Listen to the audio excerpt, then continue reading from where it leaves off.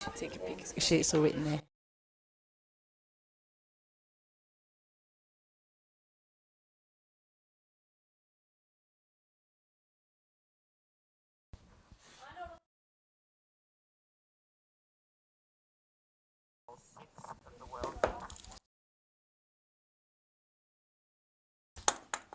Thank you. Hold 6.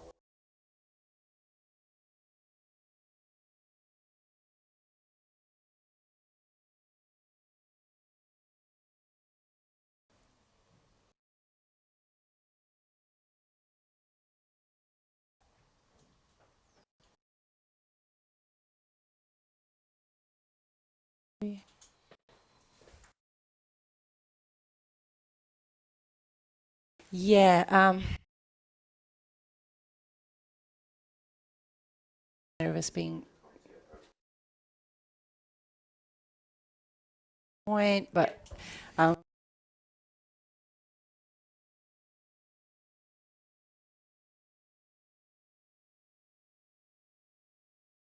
eventually do that. you're not To tap.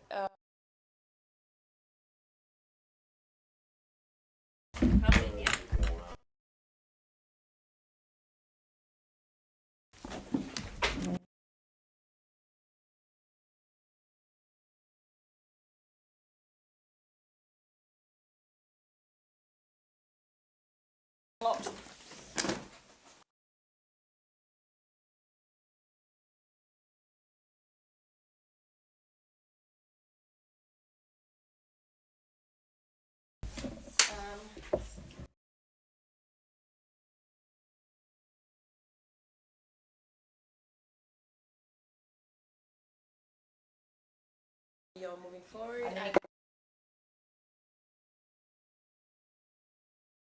And I'm tapping the hole and then. so.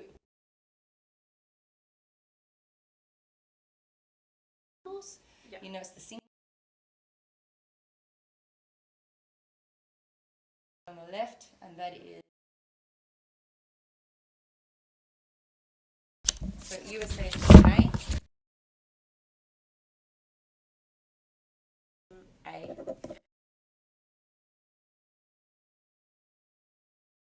You want to bring up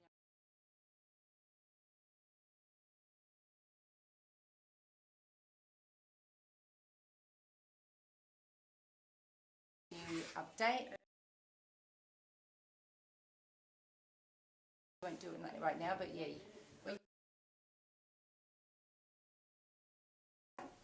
Then And the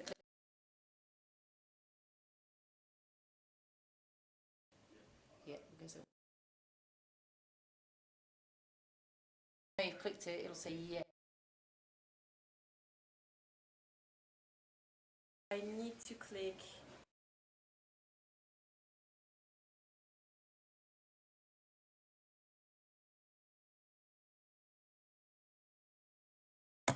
B. You so live screen, so you have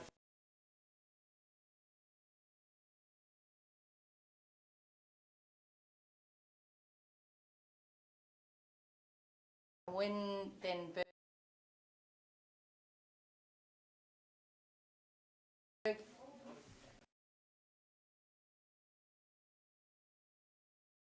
doubles players when they come up.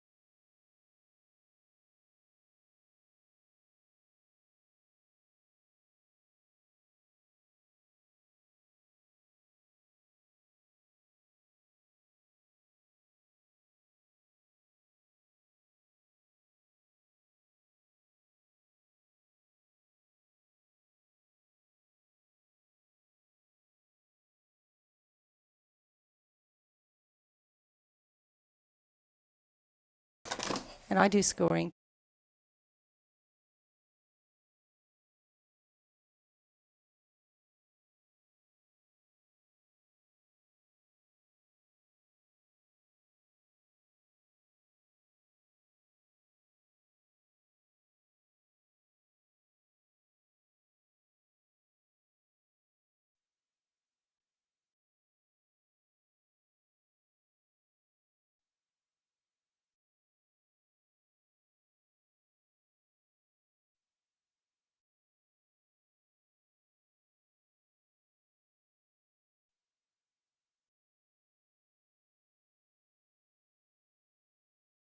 Hey all, Now we're here. we're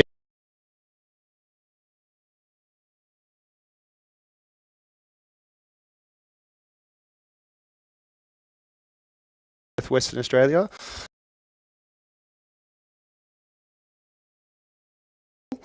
And who? Duties Yes, and, she's over here. Yeah, we're. So Yes, who's playing today? I will. The USA and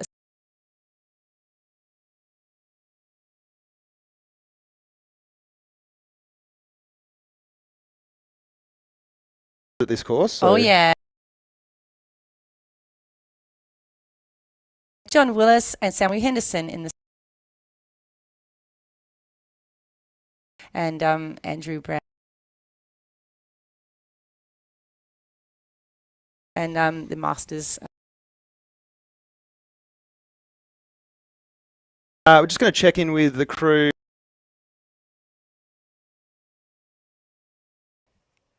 Hey guys, I can hear you.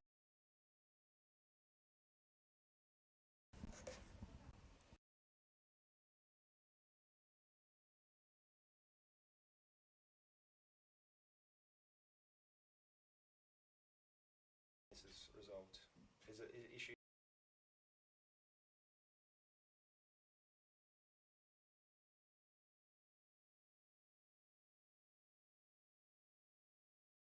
The audio was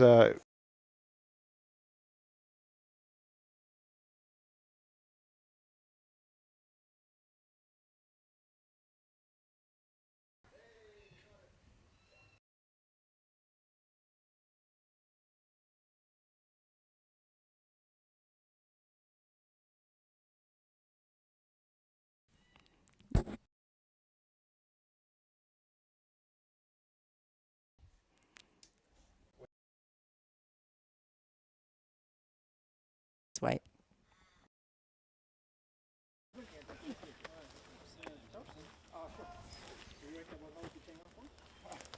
Is that straight at me? Filming. I don't know if it's live yet, but I mean, if it was going to be anyone, it's probably going to be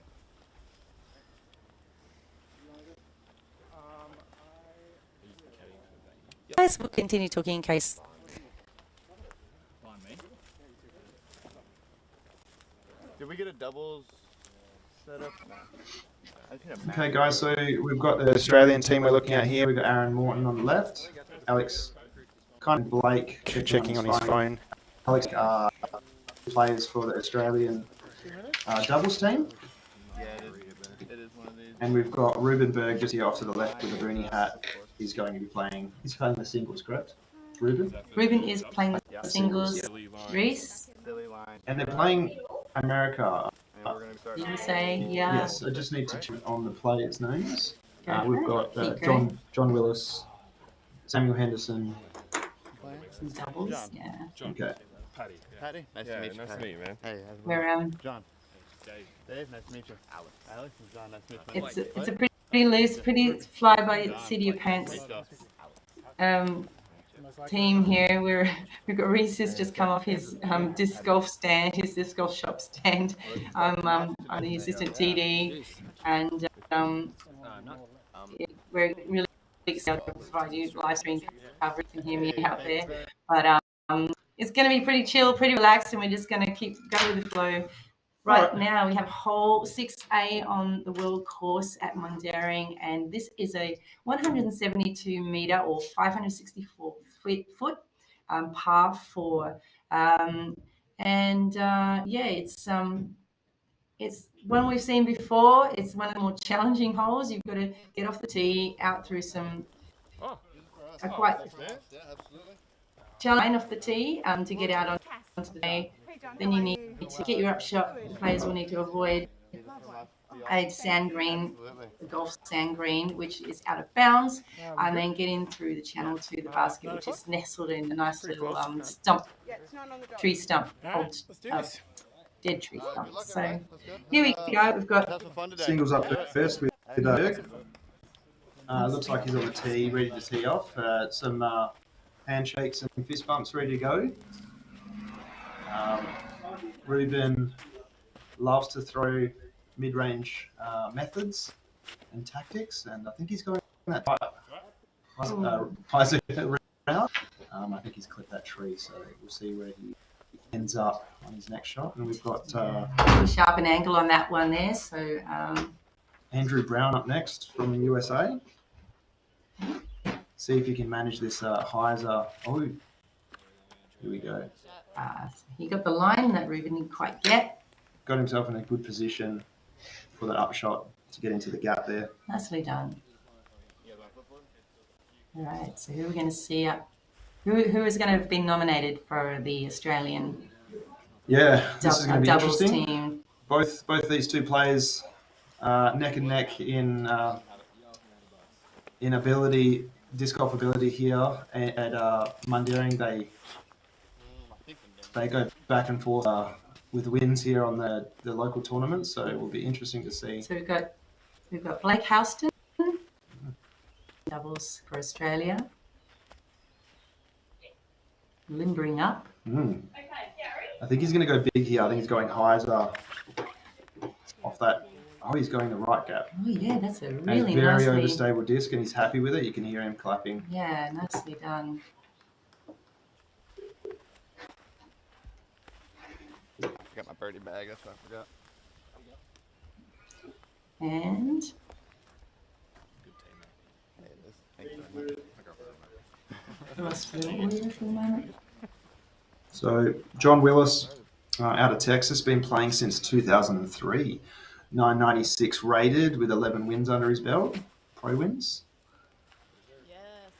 Oh, really skirting. Wow. Skirting the right side there. Yeah. Nice throw. Did he get out a little wide? Maybe not quite up as far towards the basket as Blake, but excellent tee drive there. Let's see where all these players end up. I think we might have Reg up first after hitting that tree.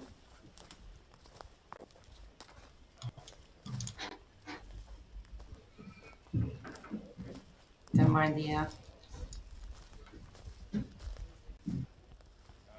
believe we might still be having technical issue. They're just checking the connectivity remotely. I think he's doing that from his phone. Yep. Yeah. Let me know if there's anything you guys want me to check here. Okay, so we got Ruben Berg. He's checking his distance.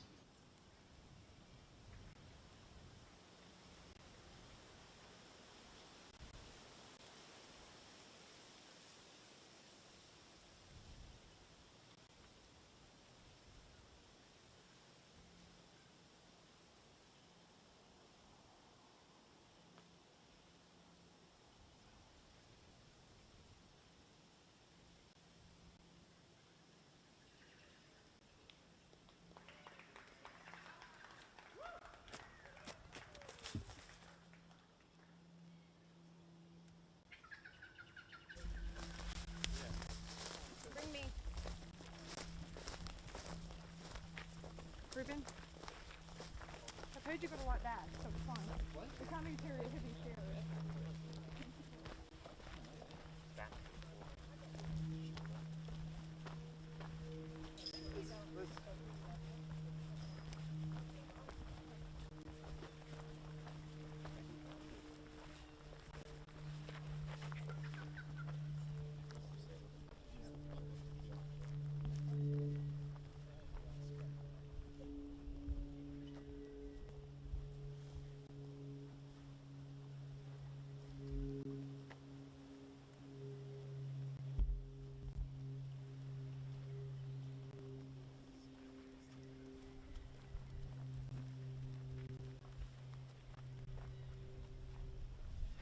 nice other places.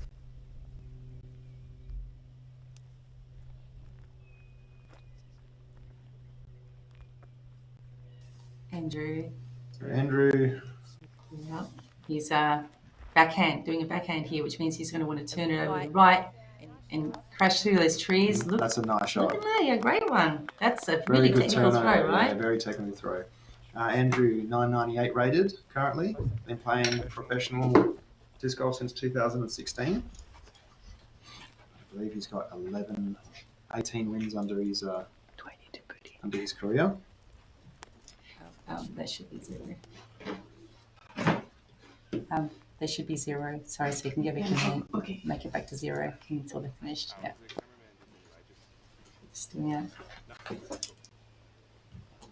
bit of tech talk behind the scenes, folks. You get to see the front of the camera and some of the behind the camera stuff. Alex You get to see Kinston it up next. Yeah.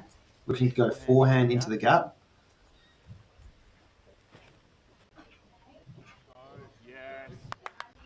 He looks happy with it. I think that's going to give him an option for a birdie there. Very nice. Actually, it'll give Blake the option for the birdie.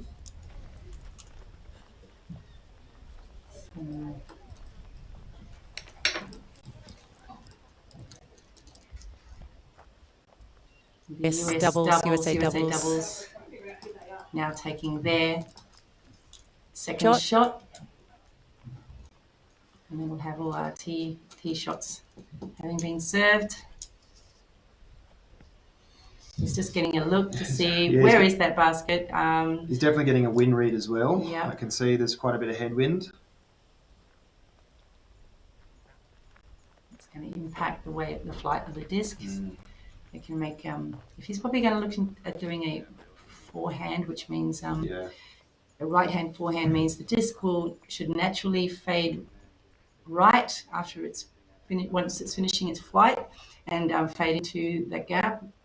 But if that headwind gets into it, it could push it a little bit long, which is it could. So that's where the headwind comes into it. And if it pushes along, he's going to be struggling to get anywhere near that gap. Is very narrow. So let's see how he approaches this. He's struggling with that wind right now. It must be quite strong. Make his best effort. Oh wait, he's left-handed. Lefty backhand. I didn't notice that yet. Writing that down. Lefty. And you know, that's probably the ideal situation to be a left-handed backhander to go in there. It'll give you the best chance of an accurate in. But he has clipped that tree. Yeah, and dropped down. So make it. He's just going to have an ability to do a jump putt to get to the basket. And he's playing for his 4. He knows Ruben is in the mouth for 2. So unless Ruben makes this putt, which is quite long, I think Ruben's going to be playing for a 4. They're looking to tie each other right now. Ruben's just checking his distance.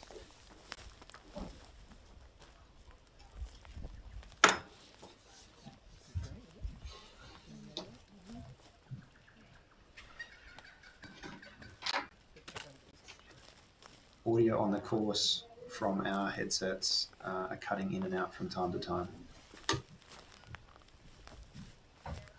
We just Here we go. Let's see. No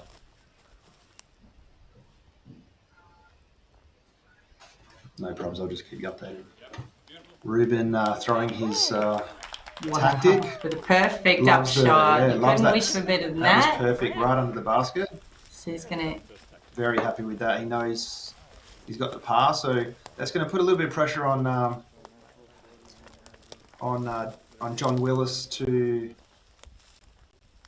get a nice putt or upshot to the basket with a good look for par. Actually, that's Andrew Brown in the singles.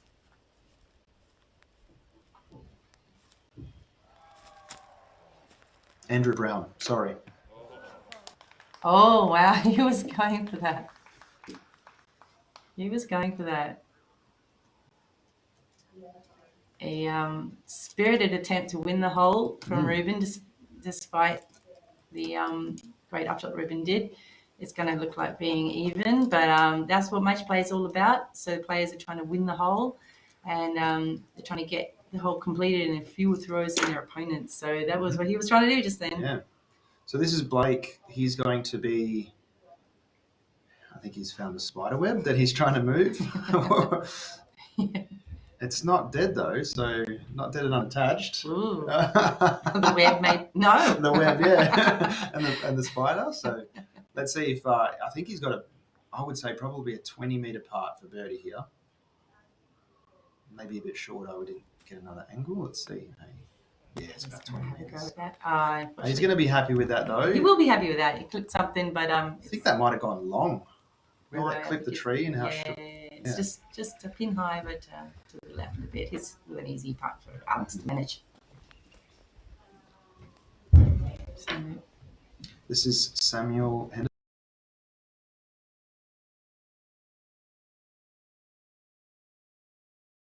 10 meters out. I think he's going to go around that tree. How's the putt? Yeah, he's looking to go around that tree.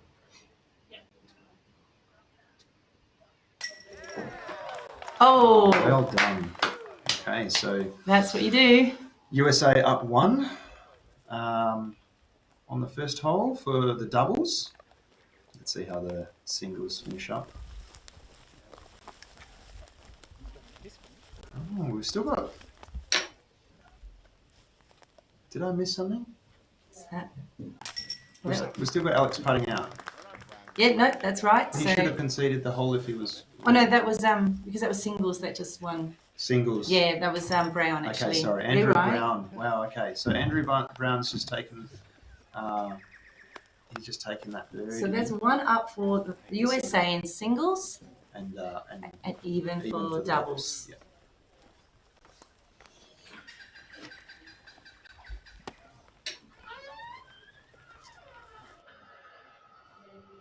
Okay, so we've got hole 7 here, 160 meters, 525 foot par 4. Go through the gap, and you want to push around about 90 meters to 100 meters long here, about 330 feet, to get yourself in a good look for this gap, which is quite narrow and it doglegs hard to the left to give you another about a 60-meter upshot to the basket.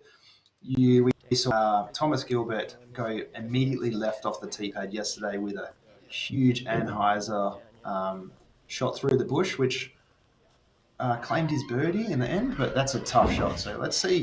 Blake and Alex do have the power to do it, so I wonder if they try it today.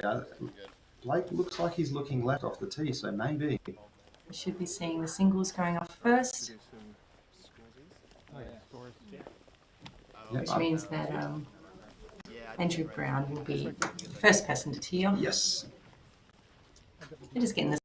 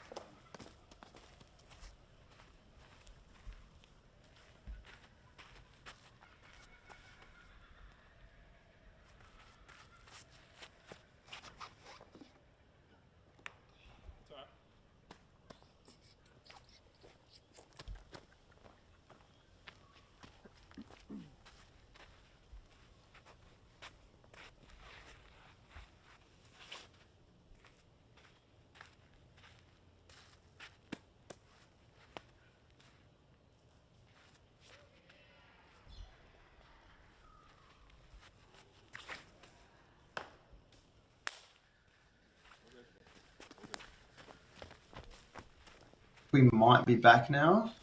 I believe we've just heard Blake hit first available tree off the tee. And now we've got Samuel Henderson up for the doubles for USA. Let's see how he approaches this Good audio skills forehand. there, Reese. Good listening skills there. I don't have to work backwards. And then he's quite happy with that shot. Forehand hyzer, he's given himself a look into the gap. Let's see where Australia for the doubles has ended up.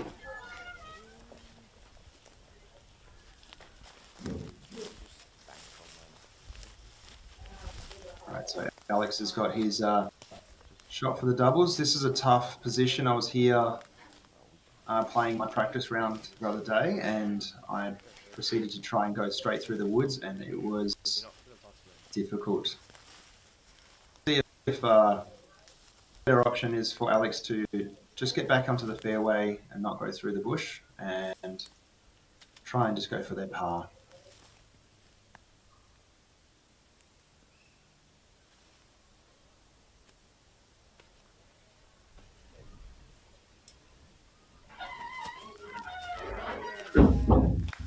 Very well done. He's quite happy with that recovery after going into the woods early. Lovely. Forehand.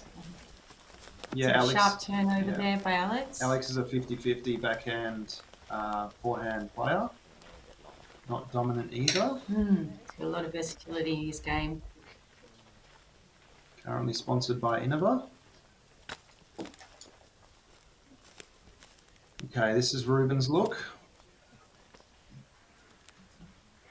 Cassie carrying the bag for Australia whilst having a broken foot in practice. What a trooper. What a trooper. Not letting the disappointment of suddenly not being able to play for Team Australia affect her. She definitely wants to Most of her supporting her team. Absolutely, she is one of the two team captains, so she's there, out there doing a job. I think this will be one of Ruben's tactics. Looks like a razor claw. Is that the name of the disc? Yeah, just mainly razor. Yeah, nice. He loves the tactics. And I think he's found himself in a perfect position to get into the gap. He's looking to achieve a par here, I believe, and see where his opponent ends up.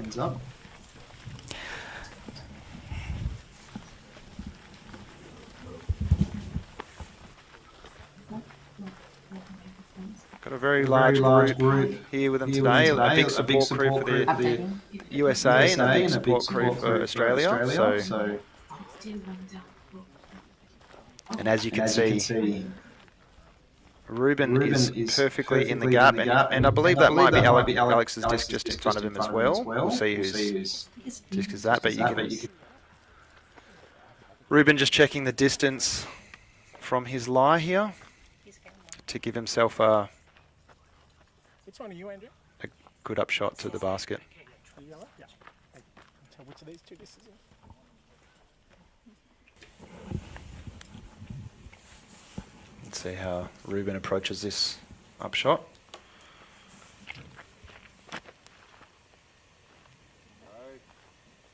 Oh, I think he's going to have a look for, and maybe just outside the circle, edge of circle putt. yeah, I think it got up I there, believe I away, could fairway. hear his planting foot slip a little bit, so he might have let go of the disc a little bit early due to that. So it's going to be a bit of a challenge for him to even or win this hole. I think with Andrew now probably on his second throw. Yeah, we didn't this is see Andrew's it. second, and that was but, Ruben's third. Yeah.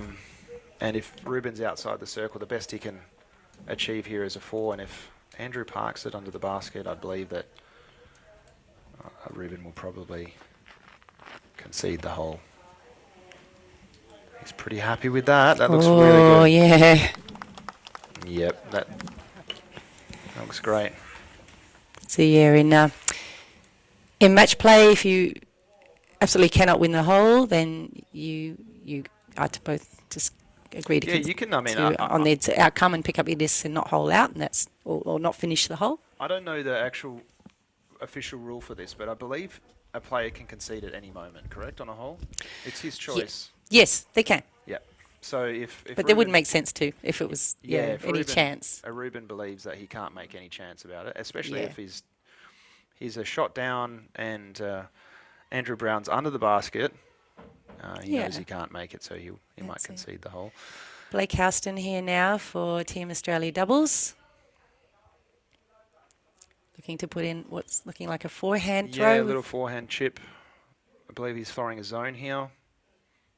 Blake, Discraft sponsored player, and he's made it well within the circle, I believe about 7 metres out. That's not going to be a problem for Alex. No, Alex is probably our reigning putting champion. We have local putting tournaments here in Perth, Australia, and he wins a lot of those. So, but I think Team USA are just doubles are just throwing their second now. You think from what we could hear and not see. Yeah, so this is the I believe this was USA's second. Which means they had a marvellous drive out from the tee, and just need to get it up to look like an easy win on this hole. He might have leaked it a little bit far off to the left. Unfortunately for them. I think he's maybe just outside the circle. I see a blue flag over there off to the right, so he might just be on the edge of the circle. So he's going to have a putt. It's going to be difficult. The footing obviously is quite tough as well. So there's still anybody's in the doubles pairing there, but looking like tough hole for Australia on this one. I singles maybe struggling here. Okay, so I think Ruben's quite Might a as bit well have a shot at it just for fun. Might as well have a go at it just for fun. All right, so Ruben is saying he's going to try and throw anyway, even though it looks, he's shooting not for likely. 4. Yeah, he's shooting for 4, but the thing is, I mean, that putt, obviously it's only 2 metres. Yeah. Anything could happen. So Ruben is choosing to elect to still have a go at it, have a throw in. You're going to be trying to get it straight in the basket. Wow. Gives it a good go. It's one of the exciting things about watching match play, because you get to see stuff like this. Absolutely.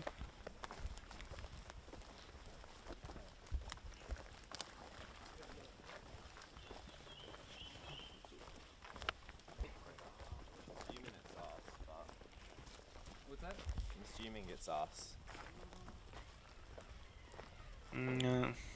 Okay, so we're going to try and find... Is Ruben conceding, by the way? Yeah, try and find John and Samuel's lie.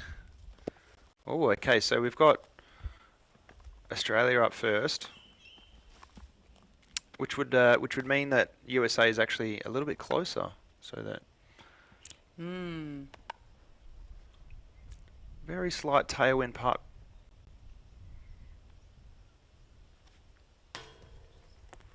Oh, sadly for Alex, not. Bit of nerves on the green there. Yep. That's not unlike Alex. Hope he gets those out the way now. So that's already 4 shots for Alex and Blake. Yeah. So and we have, I believe, I think it's a USA, either John or Samuel here, putting for 3. So. That's Samuel. Yeah. Yeah, that's 1 up on both singles and doubles. Maybe USA on this hole. Yeah. No, it's all good. That was Samuel. No, I mean, Okay. it wasn't like 16 feet. I would. Can hear the players just talking about their nerves on the putting green.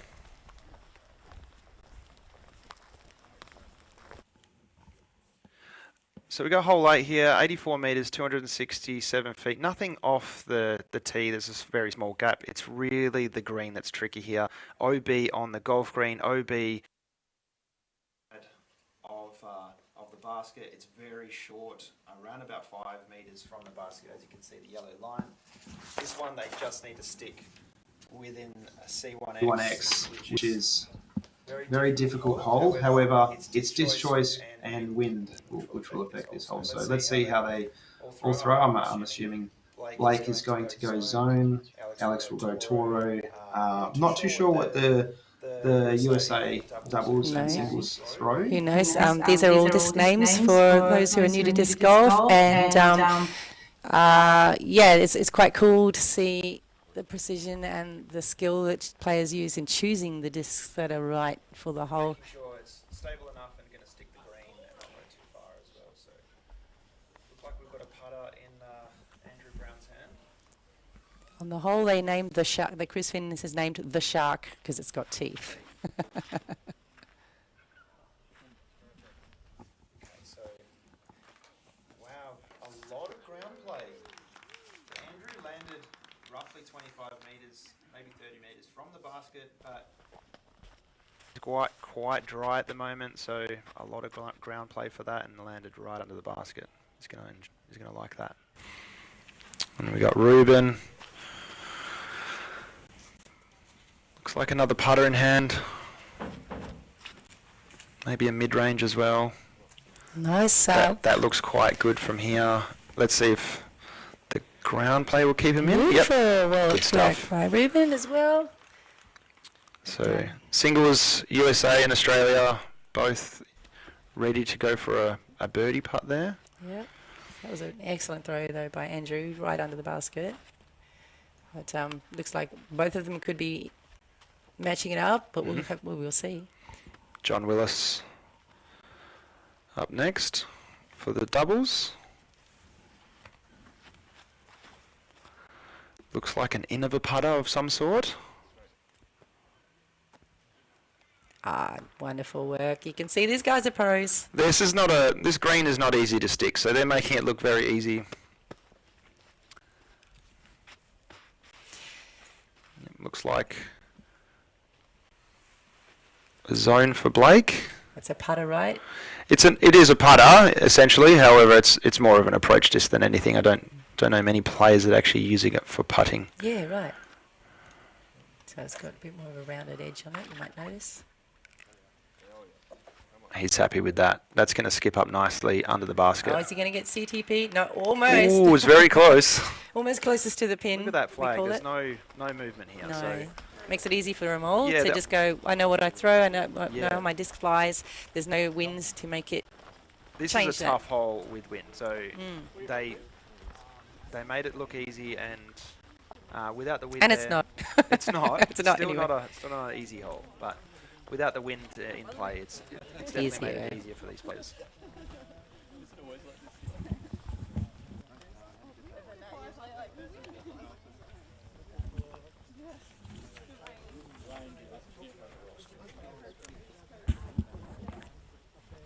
I think we got.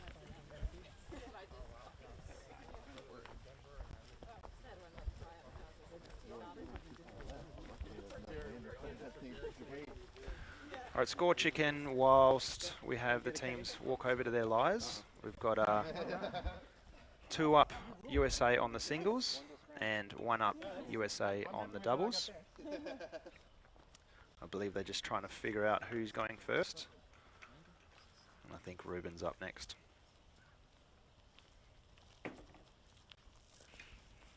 I always have trouble with the Figuring out the yeah, distance? figuring out who's the furthest out. I don't know why. This is crucial in match play because It is. the other player wants to see what Yeah. what they do, and if they miss the putt, then it gives That's right. gives the other player And it was bit of an really, advantage. really much for muchness there. It looked like those players were both around about the same amount out, so it's sometimes a little bit of a game of cat and mouse.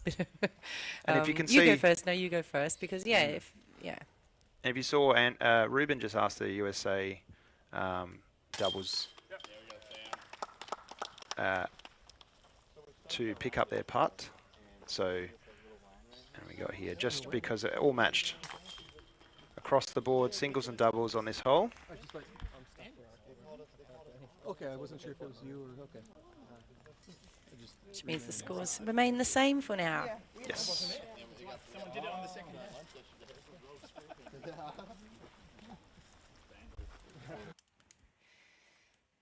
Right, now we have World Course Hole 9. It's a par 4, which means the players are expected to get there in 4. But if they can get there in less, then all the better for them. It's 152 metres or 499 feet. Players have to go through a narrow gap, not that far away from the tee. They've got to avoid turning right before the mandatory on the right, which is about halfway up the hole. Big S-line shaping hole. That's right. And then they've still got a bit of work to do to get up to the basket, right? I believe some of these players, if they really pipe it through all that gap that you just saw on the fly through, they can make it up there for an eagle putt. But it is that's a tough ask. Yeah, you're asking to choose the right disc, the right throw, the right speed, the right spin There's to a get a lot, disc to go exactly down this narrow channel. So it's I believe yeah, most of these players are going to be pretty trying cool to to chew see off them as do much it. distance as possible and get themselves into the fairway just for an easy look for upshot. I don't know how aggressive they're going to take it to see if they want to go for the option for a long eagle putt, but we'll see. all right. We have Andrew Brown up for the USA singles first. A very good view from the catch cam to see the gap. There's around about a 10 to 15 metre gap off the tee early, and then there's some narrow ones down the fairway. And he looks like he's piped that. He's doing what you described. Just where you want it, yeah. Players need to do, Reese. He's playing this a little bit more conservative. He wants to go 80 metres and then give himself another roughly 60 to 80 metre upshot. Come on, Ruben. Ruben done similar. As long as he doesn't hit that right tree. Yep. I think they'll be both very similar shot. They'd both be very happy with him. Yep. That's a perfect lie. I think Ruben's might be a little bit more open to the green.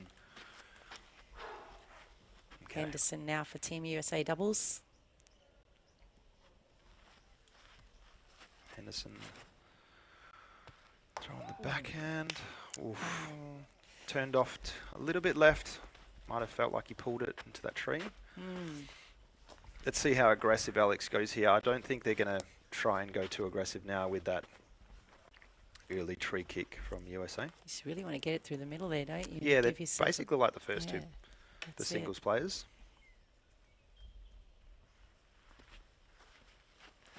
Looks like he's going fairway. Alex has pulled that over. However, he is up there, and it will give them a look for the birdie. However, he might be obstructed with his lie. Looks like there was a little grouping of trees where he hit, so see where they go. Got Team USA women here supporting the men's singles and doubles here today with the caddy duties. Nicely.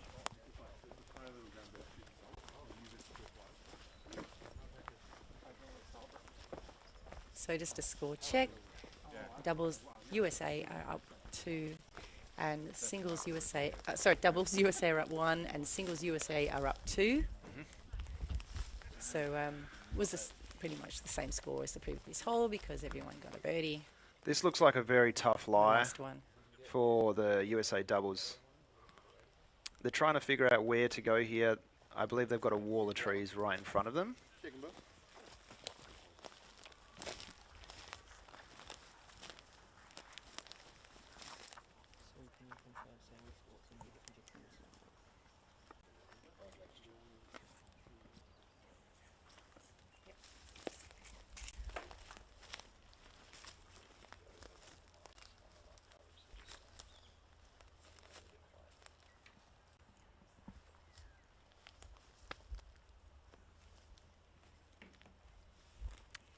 Okay, so he's going to try and do a backhand flex. I think he's just trying to go for position here. And that's where they were looking to land. So I think that they got their intended shot. I'm not too sure what they're trying to achieve. Maybe a long putt for birdie. Yeah, I guess Willis didn't quite get the line he was looking for. Oh no, he did. I think they were looking for that line. Oh yeah? Yeah, and that's where they wanted to land. You could see that Team USA were talking about where they wanted to land, and it looked exactly where they wanted, and he was happy about that throw. So I just don't know what type of look he's going to have. Yeah, what his strategy was. Yeah, for birdie. And we've got maybe Alex not in the best position as well, so they were just looking to get their par, maybe, and I think Alex has got the same line of trees in front of him. Will be actually Blake up next. Blake up However, next. they've got a little bit more space here. Got a bit of a narrow out there from the trees. You can see the next card on the tee on the right, which is why the mandatory was put in place so that throwers weren't going to, from this hole, we're not going to risk those players out there, which is often why mandatories are put in place for safety reasons. Blake's For the other holes on the course. Yeah. Blake doesn't really have the best lie. He's got a tree He's got a few on trees one leg to and then deal with. another tree on the other leg. Bit going on there with the tree department. But he looks like he's found himself a little spot for a forehand. Oh, no. I definitely think that tree got in his head, and now That one was probably hiding behind another one. yeah, with the play that USA have opted for I believe to try and go for par. It's going to be tough for Australia to try and manage a par here as well to get in for an even score. I guess it depends how close, how close they got the US. Let's see how it plays out. And Ruben just mentioning he's going to throw his tactic. He has about 5 of them in his bag. And a tactic, what is that? Reese? That's also much like a zone. It's a 4-speed, overstable approach disc. Which means it's for a slower throw, and will definitely fade Off to the left, yeah. hard, sort of left at the end of its flight. He does option for the softer ones, which he likes to beat in, and they fly quite a bit straighter, as you can see. Fading towards the basket. He's going to be very happy with that. He's going to be very happy with a very good execution Yeah. He loves those. of his third throw. That was his second. His second, I was Yeah, just thinking. He's under the basket for a birdie here. Wow. So putting pressure on Andrew to make an upshot very similar to give himself an easy birdie to match the score. Looks like he's also going approach. These guys are making this, looks really tough hole to me, making it look really easy. As long as you get yourself into the spot where these two gentlemen are, it's quite an easy hole, except for the doubles. They got themselves into a bit of a bind there. Looks good. Looks Okay. very good. Oh, Yep. wow. Wow, well done. Really nicely executed. Okay, let's see. I think we know that the Australians and the Americans in the singles are going to be evening the score for a birdie there, so scores will remain the same there. The doubles, however, we've got Australia going up for their third shot. They do have quite an easy look here.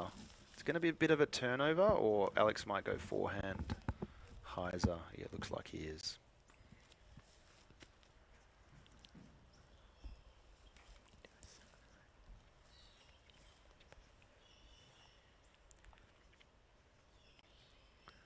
This would be good if they put this under the basket. Or left it quite a bit short. Bit of nerves from the Australian men's doubles early on.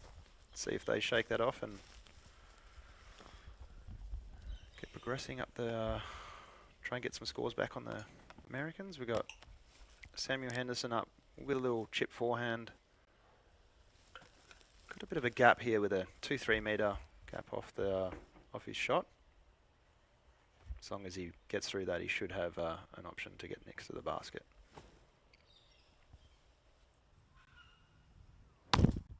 Whoa, he has squared the cameraman. Sorry. Absolutely squared him. Oh no. He's all right. He's lifted a hand. He's probably gonna like that shot because that was going long. And he has completely squared the cameraman. I hope he's okay out there. Oh, Maybe we can get a check in to see if you're okay.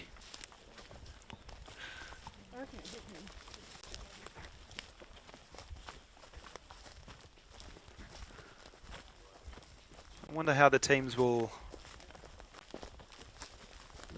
approach this.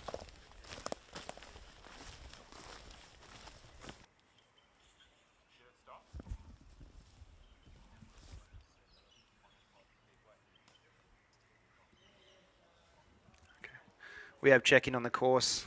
Cameraman is okay.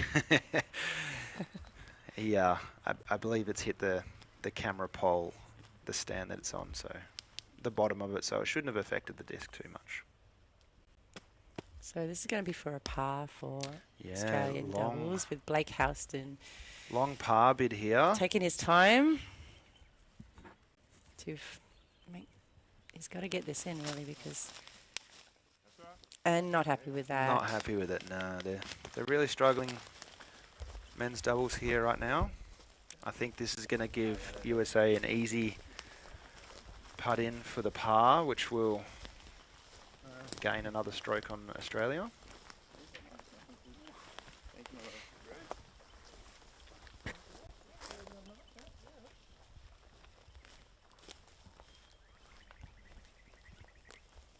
Okay, so actually there's a bit of a longer putt than originally expected. So this might, if John misses this part, then it will even Australia and USA out. However, if he gets it, he will receive one up in the doubles. So not a shoe-in for it? No, this looks roughly 8 metres out with a tough footing. Oh, as you predicted, Okay, Reece, he's there's nerves. a lot of nerves on the Yeah. on the putting green for the doubles on both sides this far. Alex still not exactly a drop-in putt, but Alex did miss that that in the circle putt on a few holes ago. So let's see if he can bounce back and get centre chains here. Yeah, bit left side. Got the result he needed.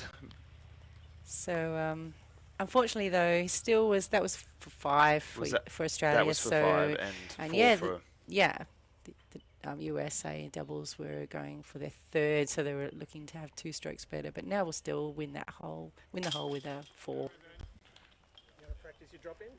4. USA for 4, Australia for 5. Pick it up.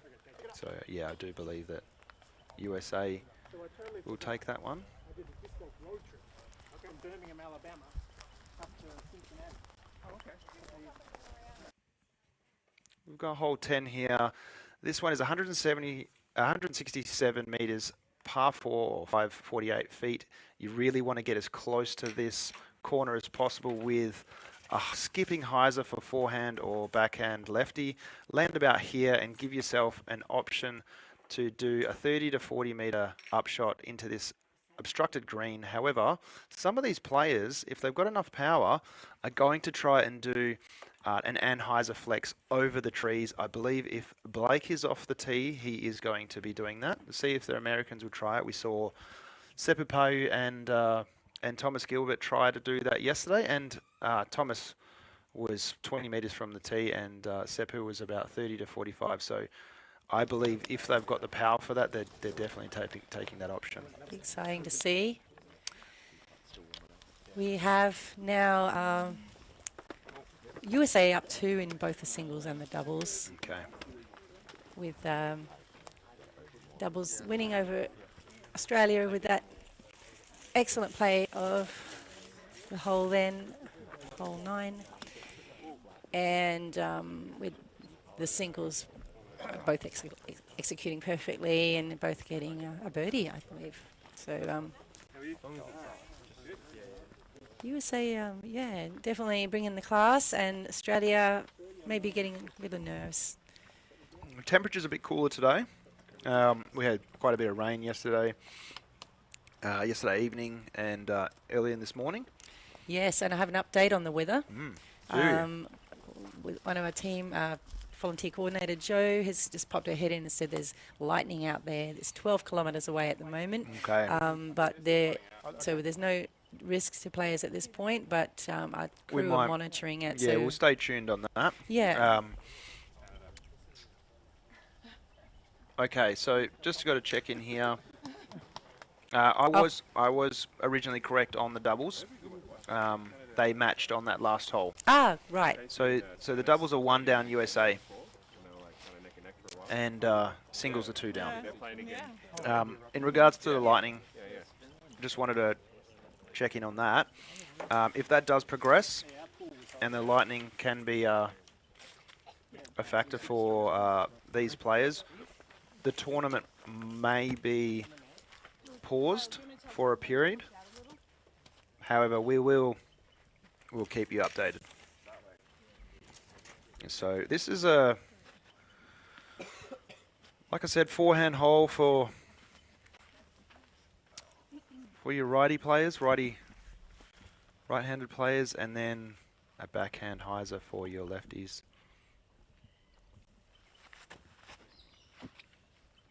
Opting to go the low route, skipping, and that's going to be a wonderful shot for him. This is a hole, if they go over the top, you can get a, wow, what a, as long as he doesn't go too long. Whoa, whoa. So he's done such a great shot that it skipped past the cameraman. If you're not going over the top, yeah, you want to kind of do a throw that's going to get past the last few trees there, and he's executed. He's going to have a little bit of a guarded green. There's a big bush on the left side of the green, so he's going to have to hyzer around that. We'll meet that tree soon. So Samuel up next. He's a lefty, so he's going to be doing his backhand hyzer here. It's gone a little bit straight too, maybe even. Okay, it's still going to give him an option for the green. Maybe some tough footing there. However, he'll have options there. It's not too bad. So you can see Blake limbering him up. I know what Blake's going to do. He's definitely getting up the top. At our recent local tournament held on this course, it was actually the first tournament ever to be held on the world course, the new world course at Mundaring Sporting Club. And it was run by Perth Disc Golf Club called the Perth Open. And Blake threw over the top on this hole 10, landed just a little long of the basket and putted it in for an eagle. It was spectacular. So he has a lot of power. He's got some history with this hole, that throw, and let's see how he goes. I don't think we're going to be able to get any. Wow. No, he's done it. We got some cheers near the basket. They might have a putt for an eagle. He's maybe done it again. It's very exciting. He's Blake and Alex are they're locals, of course. They're not only Australians, but they're Perth, Western Australians. So, and Mundaring is their favourite course, at least Blake's. So he loves getting out here. Both the lads like getting out here and throwing and practicing the course. Yeah. So they've got a lot of local knowledge, a lot of expertise on Mundaring's courses. And both of these two boys, they kind of grew up in the sport together. I wouldn't say some of these players have been in here a long time, but these two young gentlemen have been here, I think, for the last 4 or 5 years, and they started in the same time and have been, they're fierce competitors but also great friends, and that rivalry has pushed each of them to great success in the sport. And they both love throwing the disc very, very far. Yes.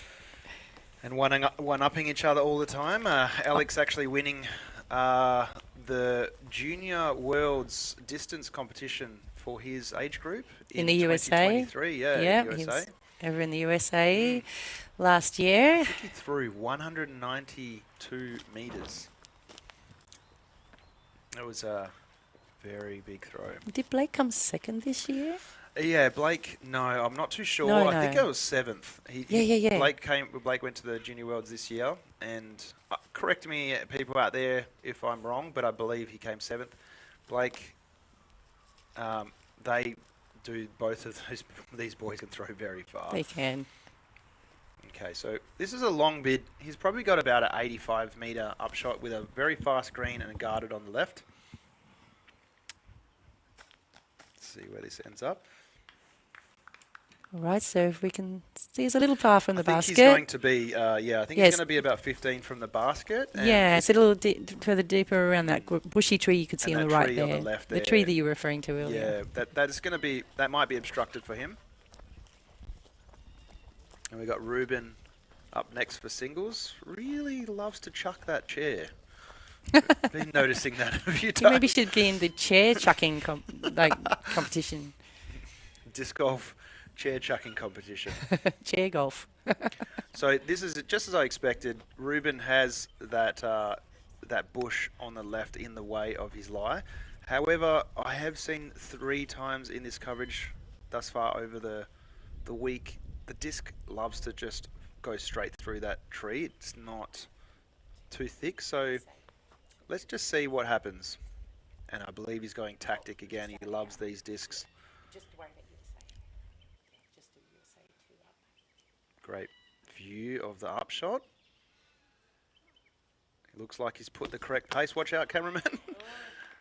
Okay, so cameraman behind the tree. some good knowledge there. I believe he's going to have an edge of circle putt there for his birdie putt. Got American doubles up next. No. We've got American singles. This is opposition to Ruben on the singles. Got a little trying to do some speed control. He knows some fast green. I think he's going to be in a similar position to Ruben. They're both going to have an option for the birdie. For the bird, yeah. Nice one by Andrew Brown.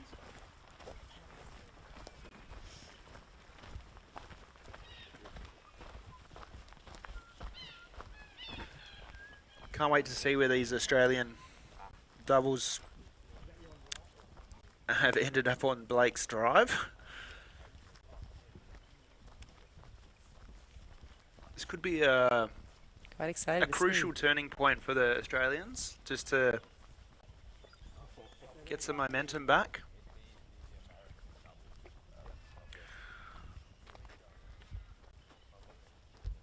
Currently, USA up 1 in the doubles. I think they're just trying to find their discs, and I think Paddy Robinson has found Blake's drive and give him a little fist pump, so they might have a look for eagle there. Very nice. And this is USA's shot, third shot for their birdie.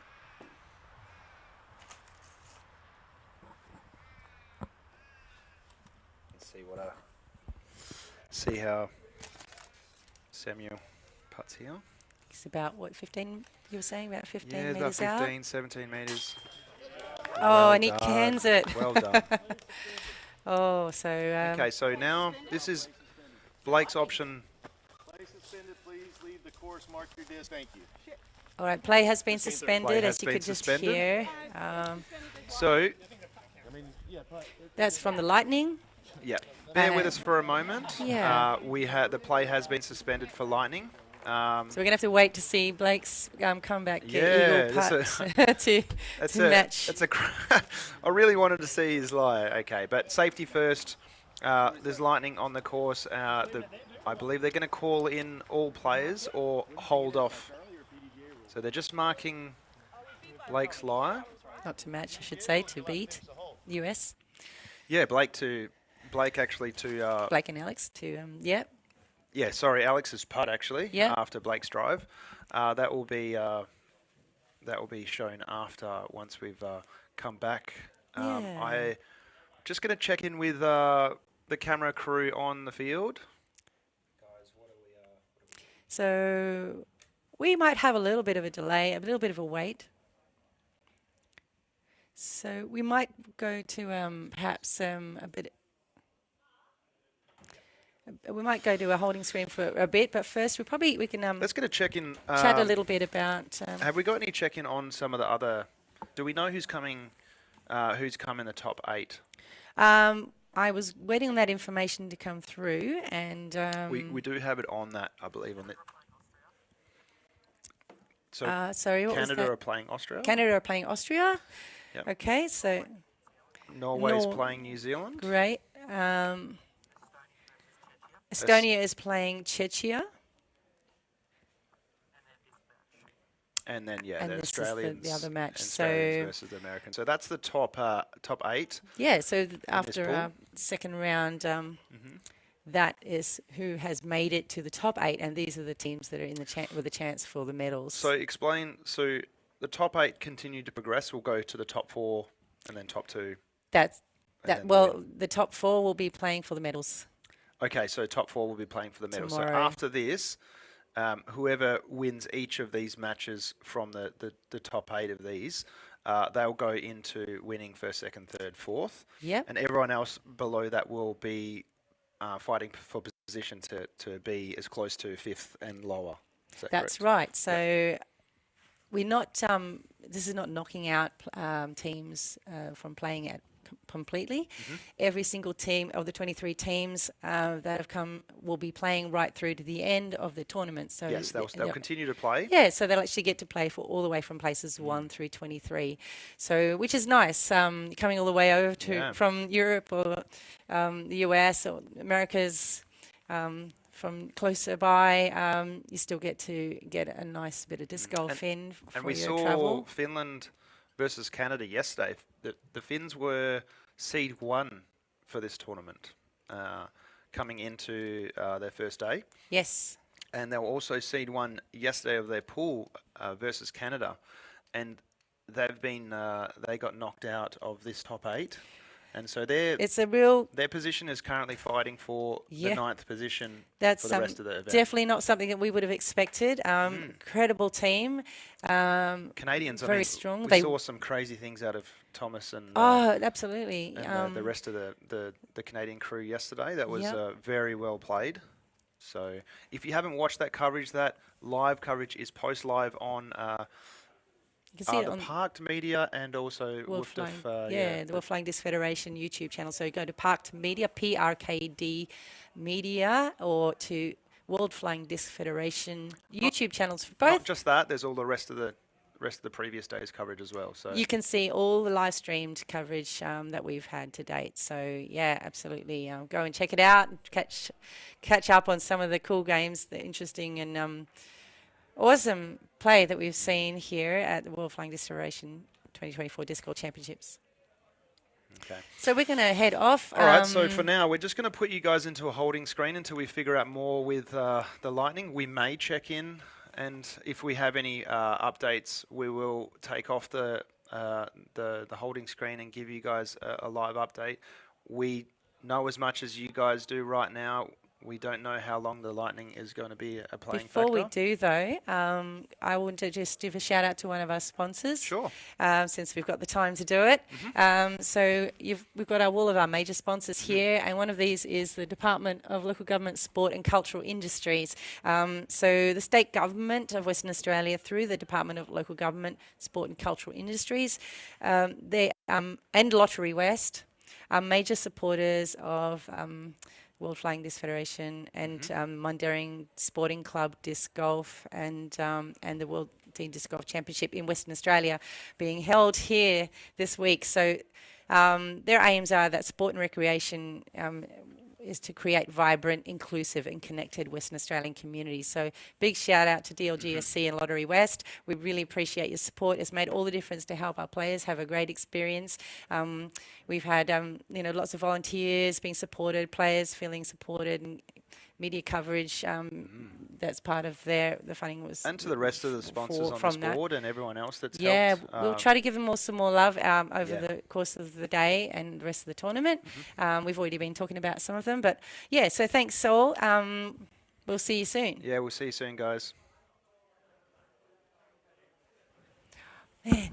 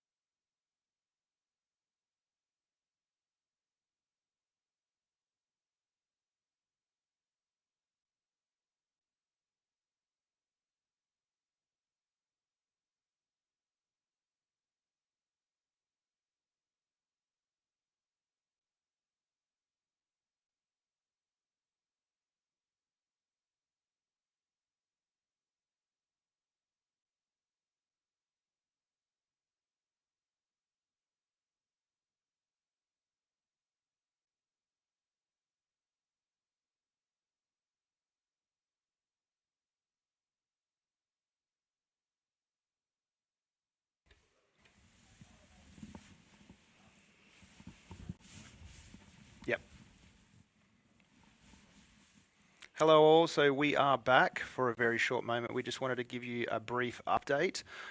Lightning stripe suspension has been lifted and the players are now walking back onto the course. We're going to give another about 10 minutes, so you'll see another countdown shortly for another 10 minutes, and I believe 11:10 to 11:11 is when we're going to start, so Yep. 10 minutes from now, so stay tuned all and we will see you shortly. All right. Stay safe.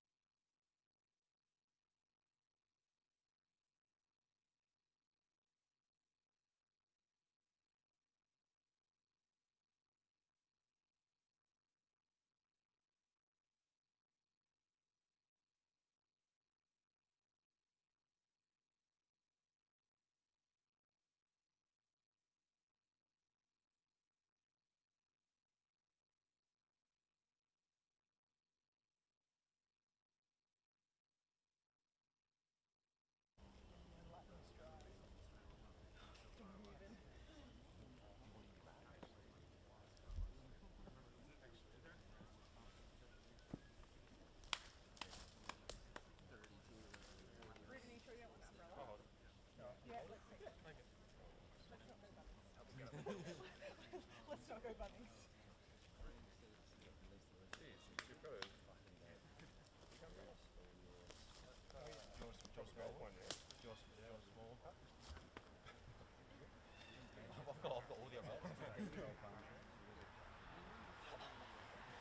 Okay, we're good, are we? Alright.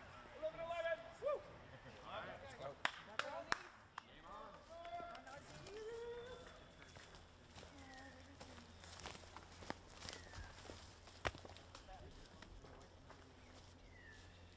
Good.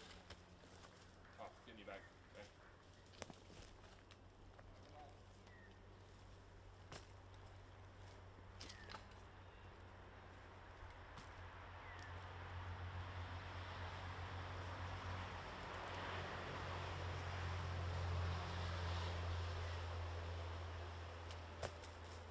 That's all right. That's all right. Sorry. We didn't lose No, man.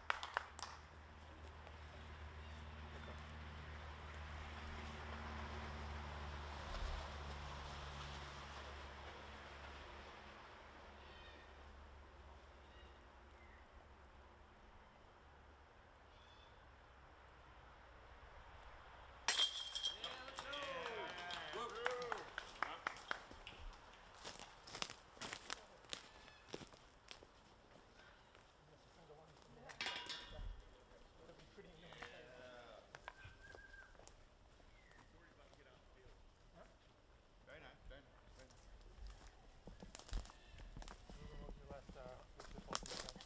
I was over for the club championships. No, for Worlds up in Gold Coast.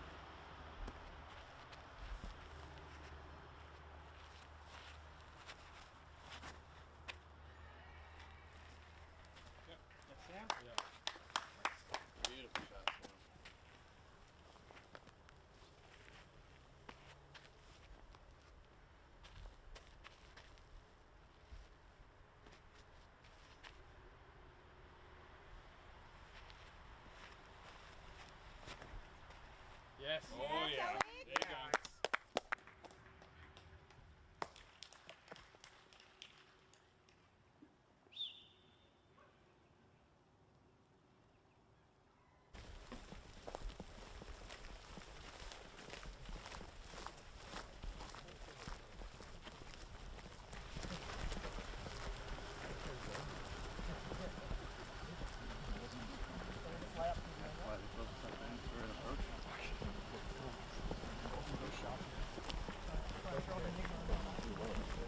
Captain, what's your name?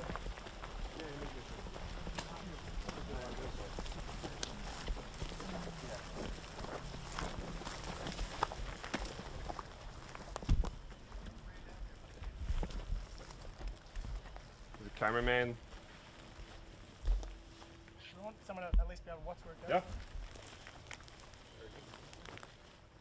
Might be. Fair enough. Oh, if it's one.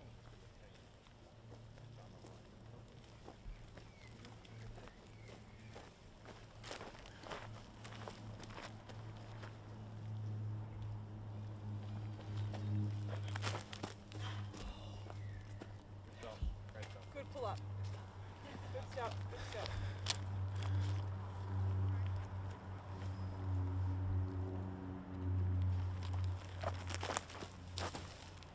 Ah. Come back, baby.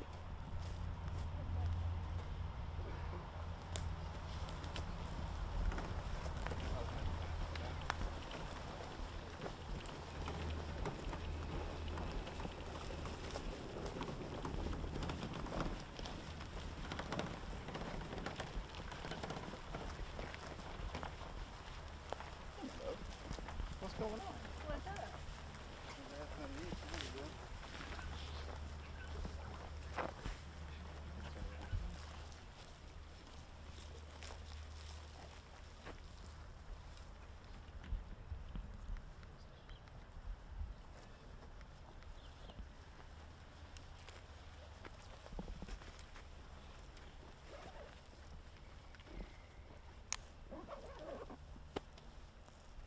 I've been smacking it from back there with the destroyer, and Yeah, I'm I feel getting. like it's that Fundy you threw on our second last I one. like that. I like that a lot. All right, guys. We had some internet issues at the clubhouse, which is where we are running the commentary from, but I believe we are back. I will just get confirmation from our camera crew on the ground.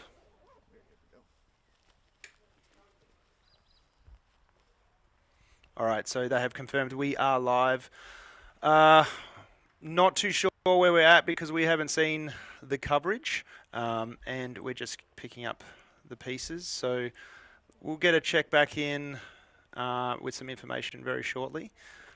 We've got Andrew Willis here on hole 10 for his upshot. This is roughly an 80 to 90 metre shot down the fairway with a fast green. Hole 11, sorry.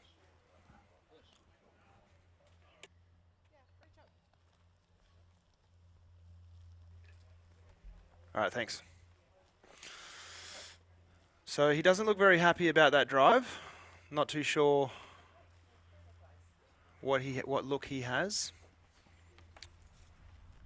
And we got Andrew Brown from USA Singles up for a similar shot here as well.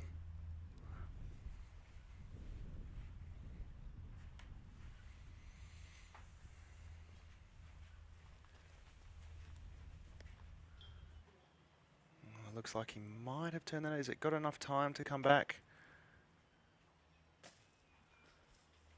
Wow, I think that might be in the circle. It is definitely in the circle. He will have about an 8 metre part, fairly unobstructed. We're just checking back in with the scores. We'll get an update for you shortly.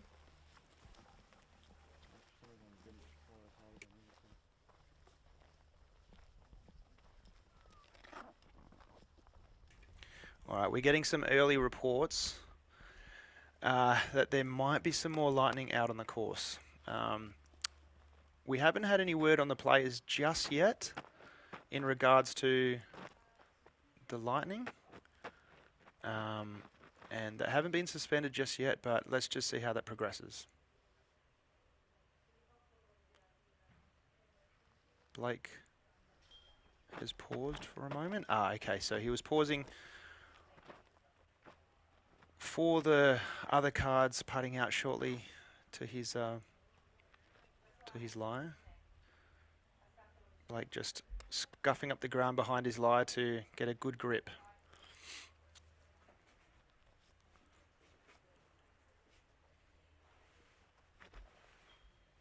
Oh yeah, come on. He looks happy with that so far. See if it gets in there. Oh, yeah, he is within 3 meters of the basket. Quite happy with that.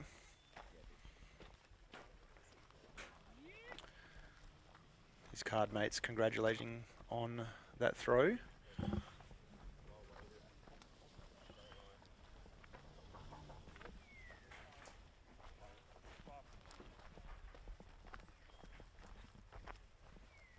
Let's hope that rain, go away, come back another day. Stays away for us. I'll be back soon, guys. Sue's just running off to do some duty. She'll be back shortly. And we got Ruben Berg, who is lining up. I believe this might be his second shot, going for his third, and he's just lining up his distance from the pin.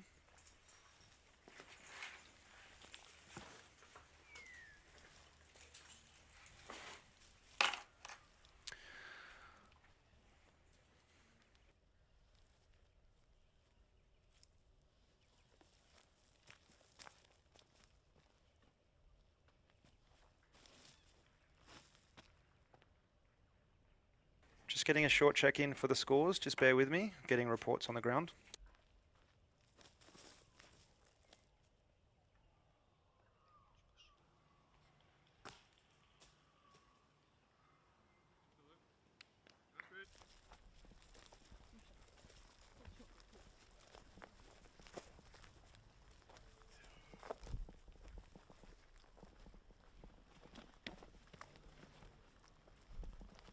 It's frustrating having that tree right. Yeah, I know. Yeah.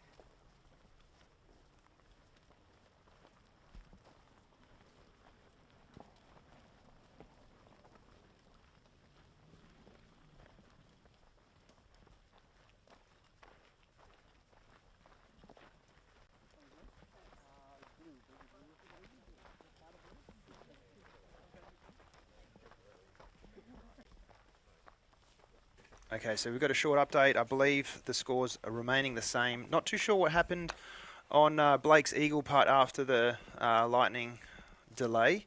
I'm assuming that he's missed the eagle putt and gotten a bird, which has left the scores the same. So in the doubles, USA up 1, and in the singles, USA up 2.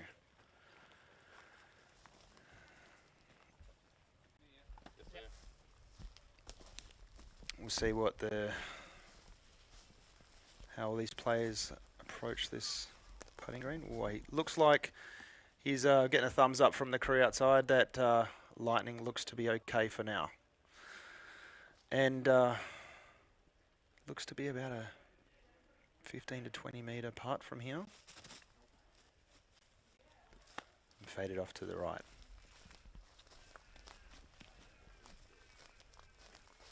I believe that was for his birdie attempt. And we got Ruben here.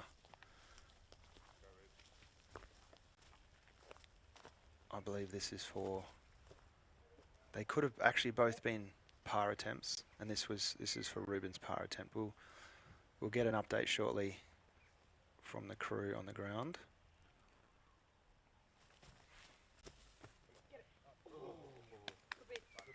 Close bid.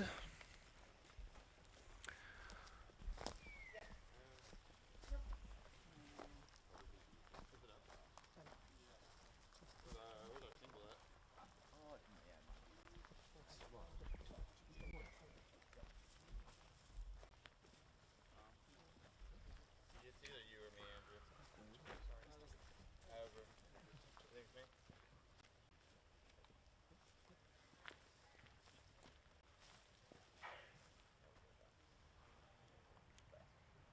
So we got Andrew Brown.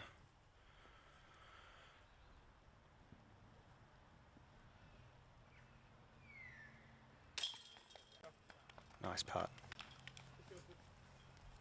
We'll check in now to see if Ruben picks up his disc, to see if that was indeed, okay, a loss of that singles play. So America now up 3 on the singles.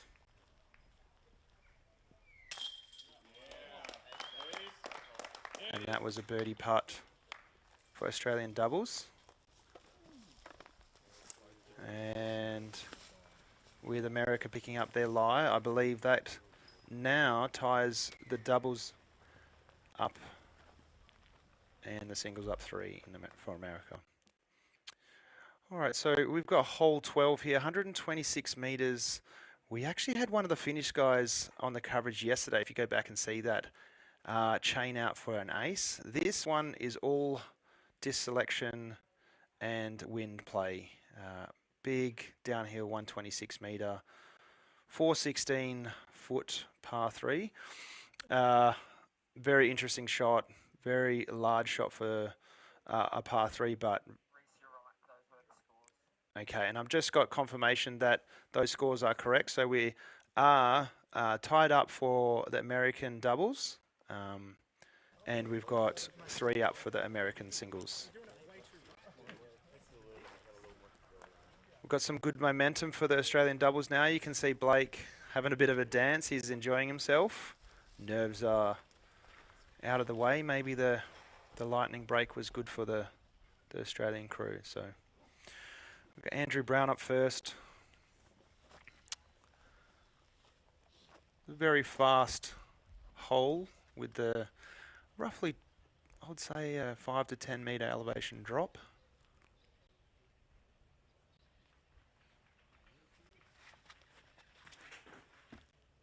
Not a lot of wind out there, which is good. Good disc selection, I think. Maybe just a direction of throw off to the left. He's pin high, but he's going to have a 20 meter obstructed putt. Let's see what Ruben throws here. This looks more like it. Might be too long even. Nope, he's on the green for what looks like a 5 meter putt. Beautiful. Australia very happy with that. Going to need that for the back stretch of this 9-hole layout. Blake looked like he's actually going putter or mid-range. Oh, to have that much power. I'm back, folks. Good to be back. Yep, he definitely has a putter in his hand. Wow, that's impressive. Has it got any turn? Not quite enough. No. Similar situation to the US. However, I think he might have less obstruction to his putt, but that was for Andrew's single, not against the US doubles. So US doubles, John up next.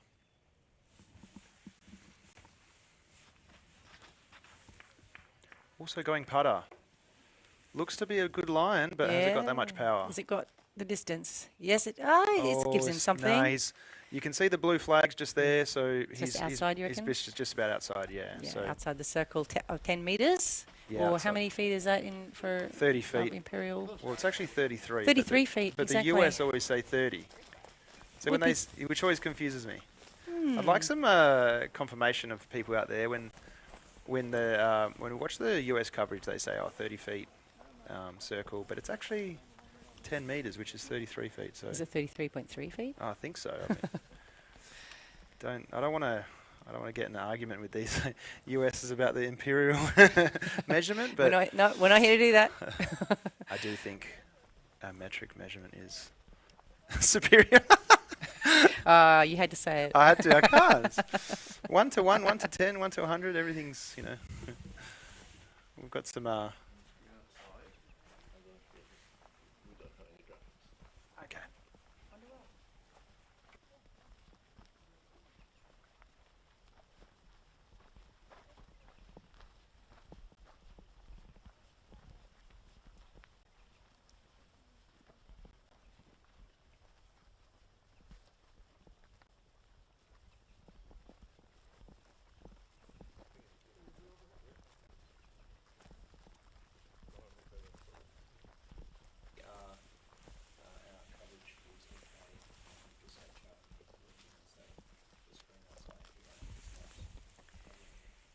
So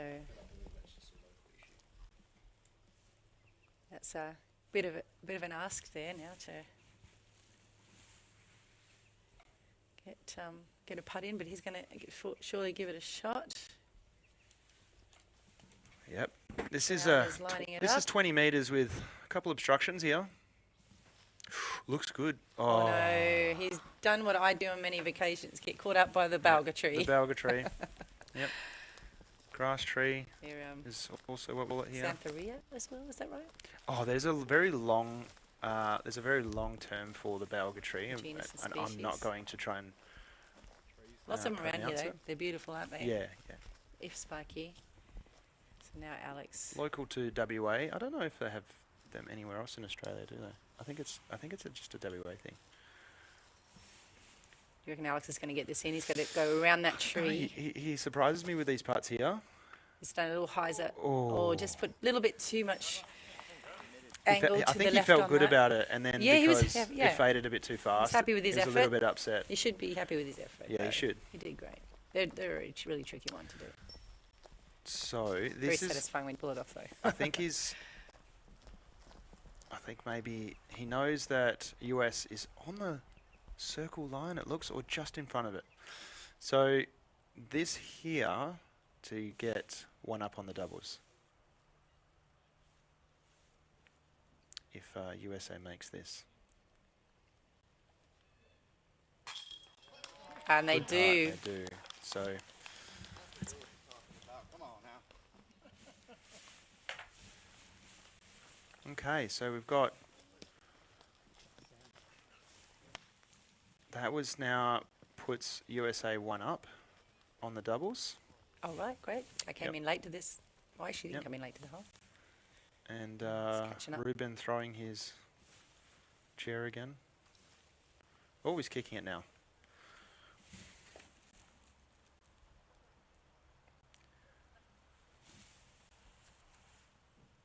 This is going to give Australian singles one up here.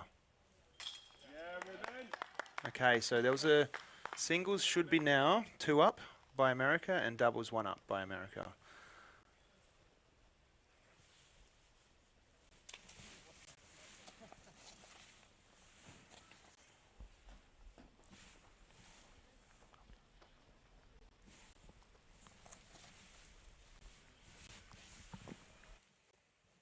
Hole 13, par 468 metres, 551 feet. There's a Mando here to the left. You really want to be out in this open around about here to give yourself an 80 metre upshot. This hill is about a 10 to 15 metre elevation, so it plays about 105 to 110. It's going to really be the throw off the tee that's the most important to get themselves into a position for the upshot. We've seen some cut rollers off to the right there. We've also seen some forehand rollers down the middle. This is dealer's choice here for what the players. Is that right?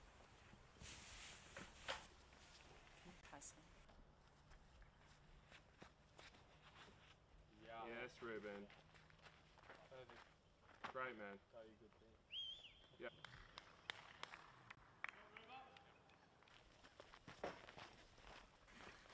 Sorry. That looked like a good hole. Ruben didn't take the intended route down the middle. He's opted for the hyzer around the right side. We'll see how Andrew Brown approaches it. He looks like he's going down the middle. Let's see how he throws this shot. Oh, very, very favourable kick. He knows he didn't deserve that, but he's thankful for it.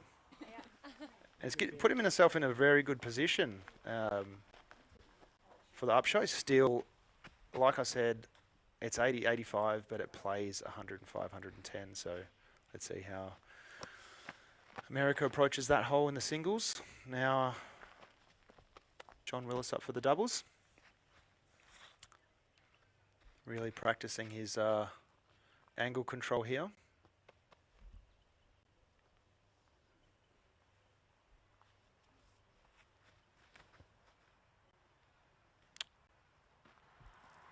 Going cut roller. He has made the Mando. This does not look like a favourable roll for the Americans. It is still going. You do not want to see this. They may be... It'll be close. I didn't get it off. It'll be close. Wow. That's going to be a tough shot for them. It's going to play 160, maybe 170. Not the distance, but how the throw will feel. Let's see what Alex... Green light for these boys now, for the Australians. Oh, yes. Wow, playing it safe out there. They've got enough power to get up there, so... Good play. I've been executing these so perfectly all week. I don't think that the players on the ground know that the Americans made or not made the Mando, and they're just confirming. But from the coverage, it did look like he did.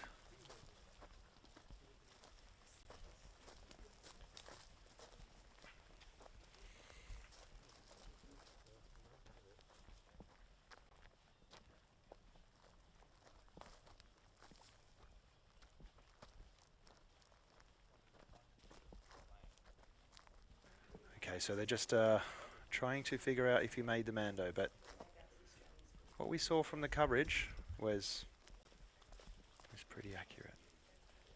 Do you know where this plane goes? What's infinity, yeah? It is, yeah.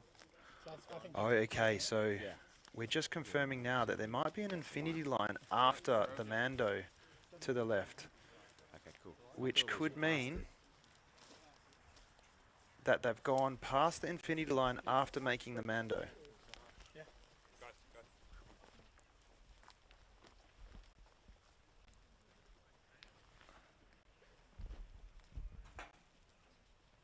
Players are just trying to figure out how to play this hold and decide where America take their lie. I don't think I can throw it that far.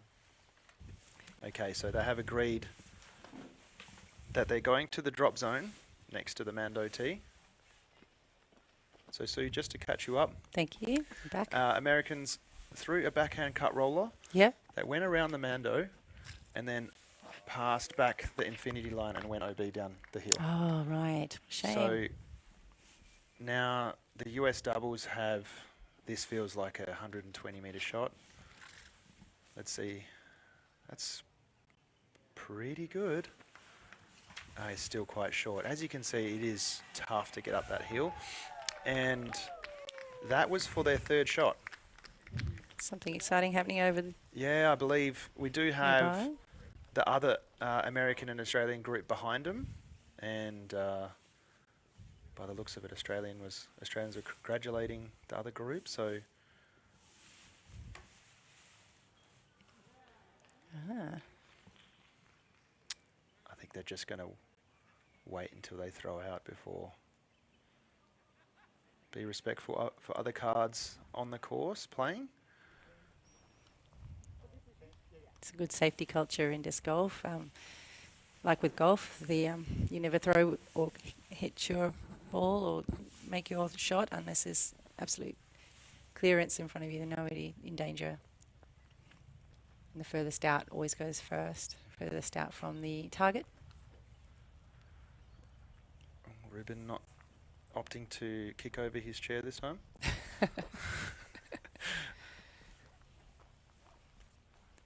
It's a tactical choice. Yeah, it's Paddy Robinson on the bag for Blake today. Captain Yep. of Team Australia along with Cassie Sweden. Former Australian champion.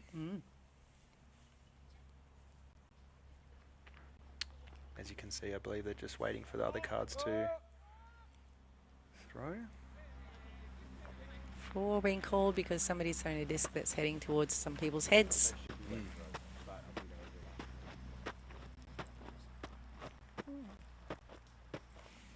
Blake just scuffing up the ground to get a good grip on his planting foot.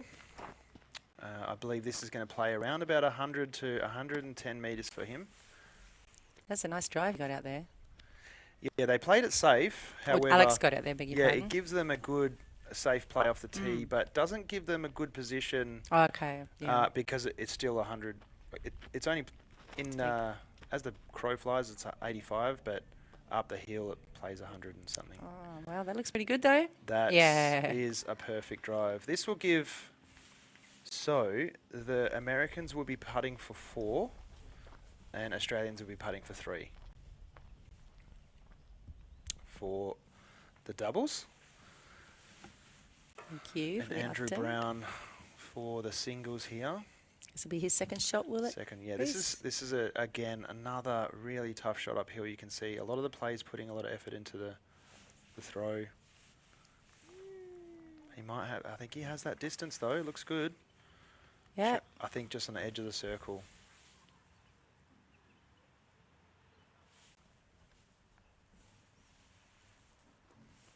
Ruben for his second. It's got a gap to hit, and they look happy with that. I think he might have just gone long to the right. Behind that tree, possibly. I think he will go past the tree. Yeah. We can't see the camera angle, but Hopefully he is not right behind it for his Yeah. putt. I think he would just be on the edge of circle as well for his birdie putt. I think that the Australian USA singles will be in a similar distance to the basket for their birdie putts. So little score check, Reece. Is that, do we have the scores right now? Are they correct on the screen at the moment? No, I don't believe that they are. I could be wrong, but I believe that the USA singles are up 2. Yeah, As, we'll just we'll get a as check. Ruben just got a birdie off the last hole. Nice, yeah. And I believe the Americans are up 1 on the singles, but we'll get a check in shortly. It possibly will be US up 1 in both the doubles and singles, going by that. I think it's USA up 1 on the doubles and USA up 2 on the singles. However, let's just check in after this because there's going to be some significant changes here on this hole, especially with the Americans going for their par putt here outside the circle and Australians inside the circle for their birdie putt. Okay, so we've just heard that that's correct, that USA are up 2. On the singles and 1 on the doubles. Correct. Yep. So this here, this is the par putt for the Americans. So even if he makes that, the Australians, this will give the Australians an option to just pop it under the basket and win their hole, or the Americans might just concede. We'll see. And Andrew Brown's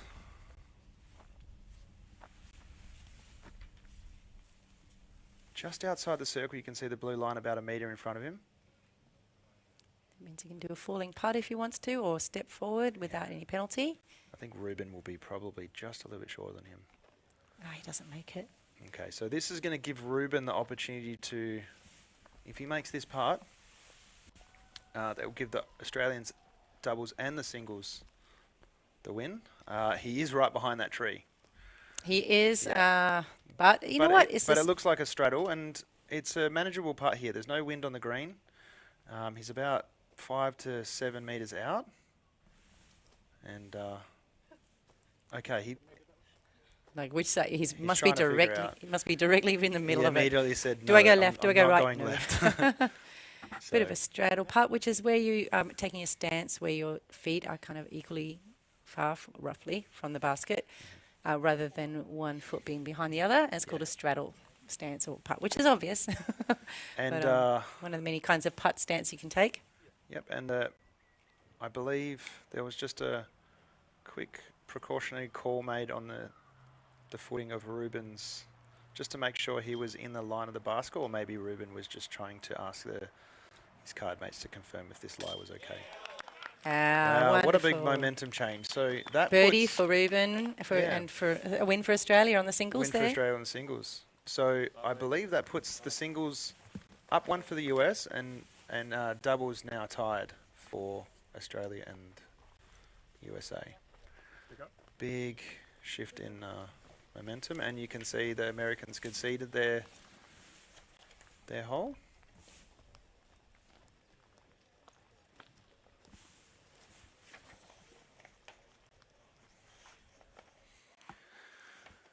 We've got hole 14 here, par 3, 110 metres, 161 feet, and it's a very high elevation drop down to the basket. However, the forehand skip really needs to chop down into this green. That green there on that hole is very tough to get into. So far on coverage, and even when I played it a few times, I haven't seen anyone bird it yet. So it'll be interesting to see. Both Blake and Alex do have really good forehands. I believe Ruben is a backhand dominant player. The Americans do have a lefty backhand available for them. Which is going to be a perfect for them, yeah, perfect shot for them. Definitely need something that's going to be flying low and getting a really nice skip that's pushing forward into the green. So.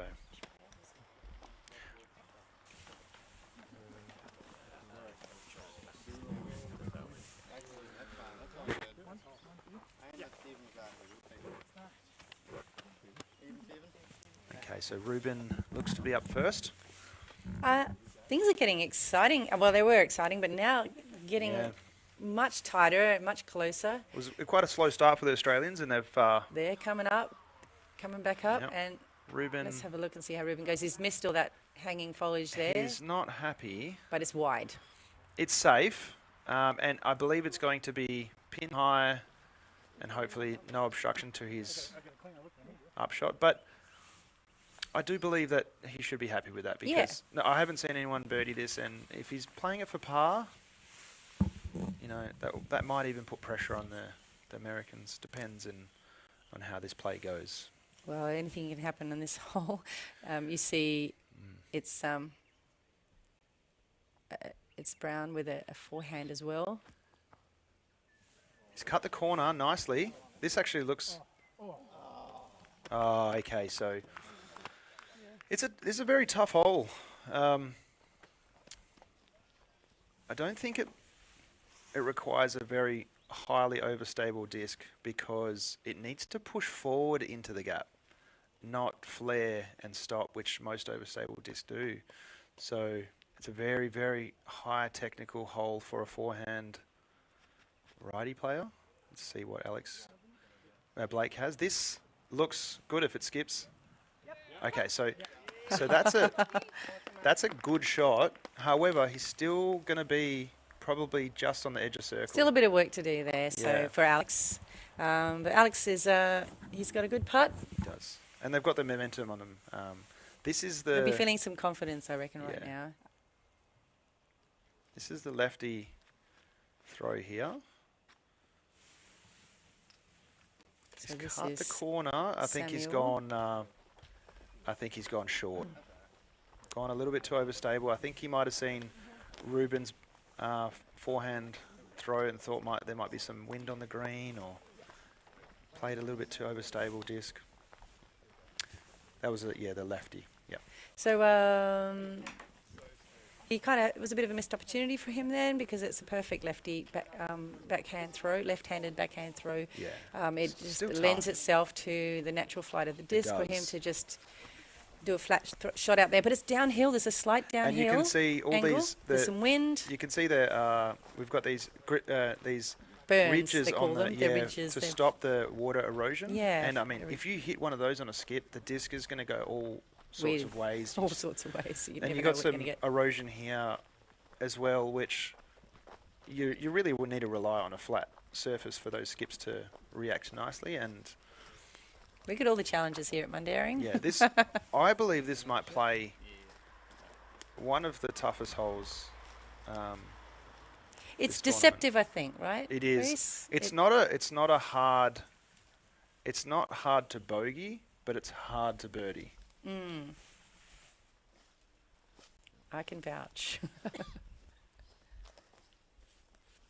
I felt like when I threw this, I had a wonderful forehand drive, and it just ended really short. Didn't skip nowhere near enough into the green area that I expected. Americans are here behind this Banksia. I think he might be inside it. Can't really see him too much. See if he's just got a four. Oh, okay, so he's on the edge of it. Just really trying to fix his footing here. Okay, so America asking for a ruling. I'm just going to ask his card mates to check that if he's able to get rid of this, if it's dead and unattached.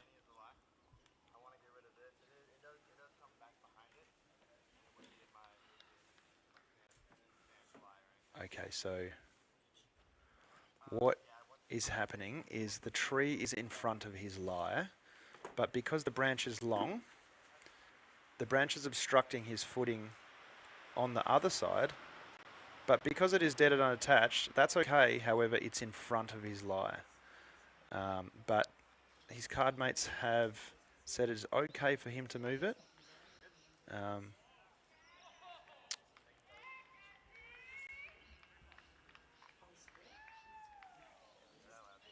for those viewers who haven't watched a lot of disc golf coverage like this before, the card mates are also the officials.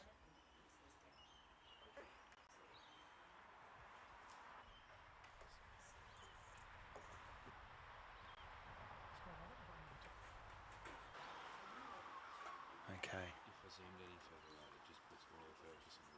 Alright, so we missed some of that part.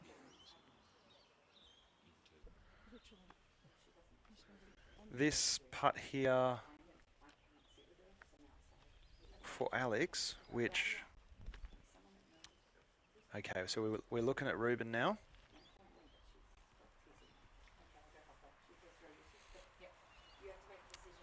So although he doesn't have a putt, he's got an easy opportunity for par. Oh, is he? Okay, good. That's a drop-in putt.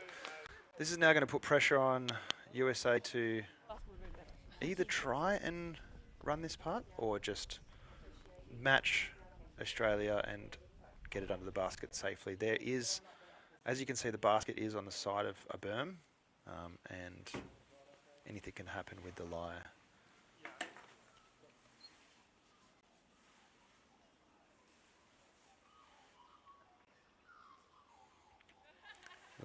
Looks like Andrew has some tough lie. It's on the side of that berm as well. This will give America one up on the singles if he makes this. Okay. Good bid. It was a soft bid, and that looks like a drop-in putt for both Australia and USA to even them on this hole.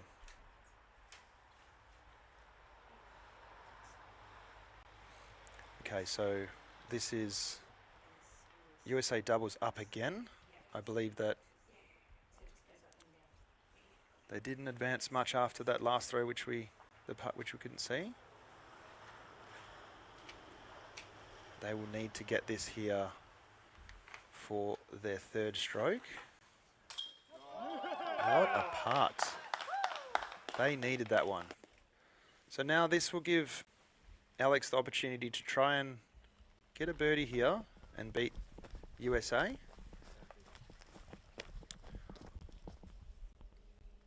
Okay, he's actually in the circle. This is a putt he can make here. This will be another one up if he can make this.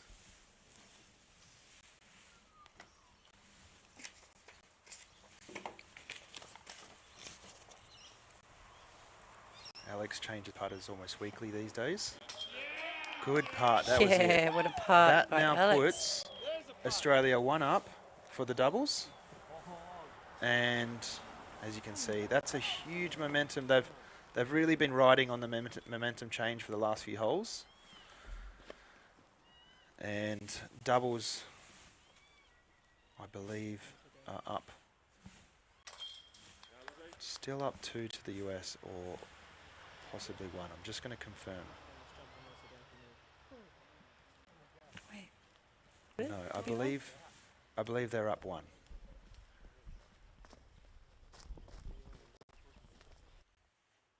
Okay, look at this. This is a obstructed 15 to 20 meter,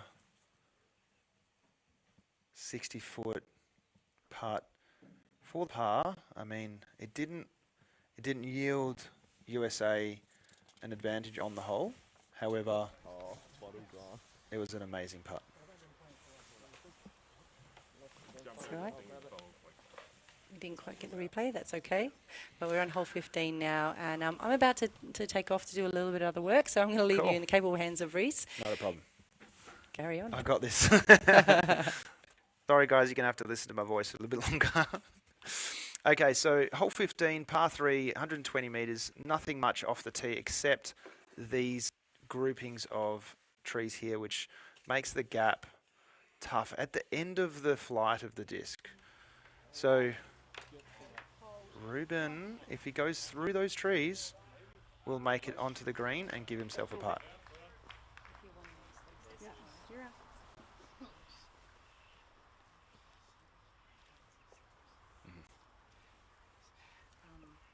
Can you help Elmer? Yeah.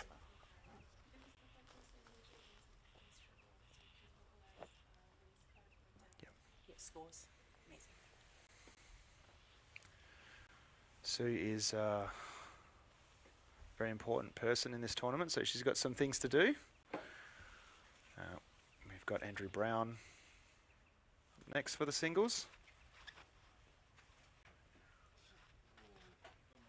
This looks like an amazing shot. However, it's going to fade off to the left there, and he's going to be obstructed 20 metres behind that bank shear, which is going to be a tough putt. We'll see where Ruben is to give him the advantage. We'll just move to the centre of this. Okay, so we got Alex up. I believe he'll go on putter or mid. See if there's some late turn here. Okay, so he's clipped the tree. He's going to be about 15 to 17 metres from Sam, this one was mine, right? the pin, and we've got Americans up next.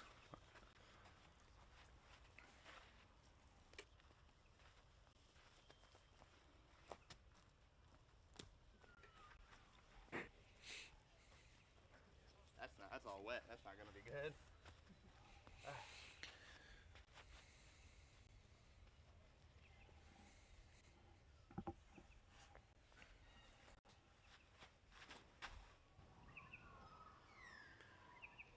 John, let's see how his disc goes through. If it makes it through these trees, wow, it's still skipping nicely. I believe that's going to give them roughly a 12 to 13 metre putt from the basket.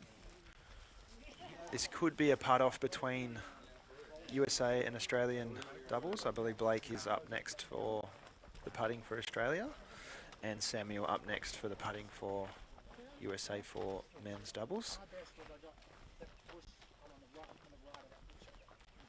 It's a tough hole. I have also seen a forehand around this big bank shear here on the left work. Very, very overstable disc that will skip and nestle into the basket area. However, this gap off the tee here on the right, it's tough because it's toward the end of the disc's flight, and it's hard to get a late turn out of a disc, especially in windy conditions. So we've got American men's doubles currently, singles currently up 1, and Australian doubles up 1. So tied across these two groups here. We do have Australia and America playing another group just behind them.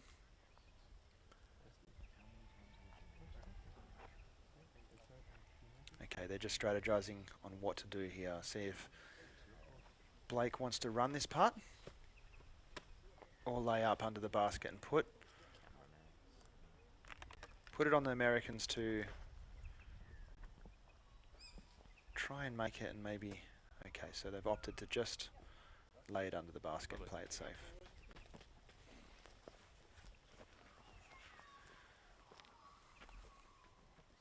Andrew Brown from the singles. Looks yellowed out. Yeah, probably yellow. Okay, so Andrew Brown was asking if the line, the yellow line is out. He may be.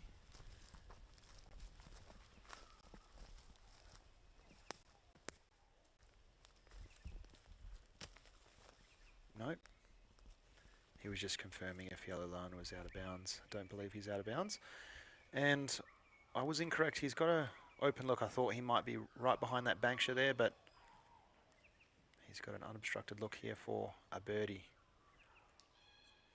This will put the pressure on Ruben to make his. Okay, so he's missed. So now this gives advantage to Ruben to try and make his birdie putt to gain. He's quite far out here, a good 15 metres.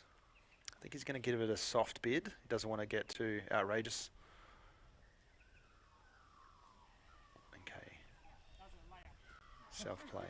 He did say that it was a layup. Okay, so USA doubles here a lot closer. It looks like they are about 1 metre into the circle line, or less even, about 2 feet.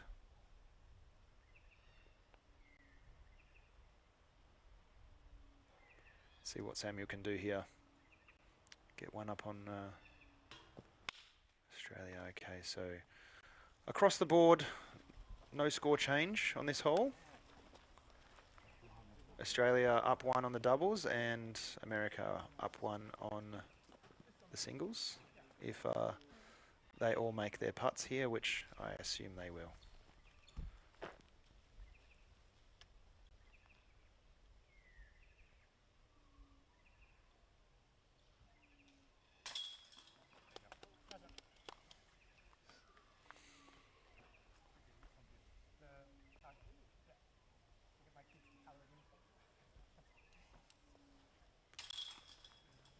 USA just asking, he's an Australian competitor, if he's okay to pick up and tie the hole.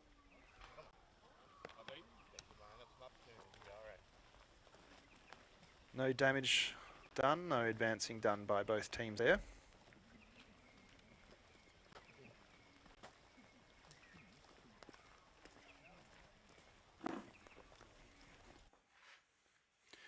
Hole 16, 16A, 142 metres, par 4. Option here for these boys with the big distance to try and get as far down this fairway into the gap. I believe some of these boys can actually get an eagle look if they clear all of this this tree line. It is tough gap, but let's see how they play it. Good view and a nice little gallery of the players here. Ruben Berg up first. I believe he's going to be trying to play just into the mouth of this.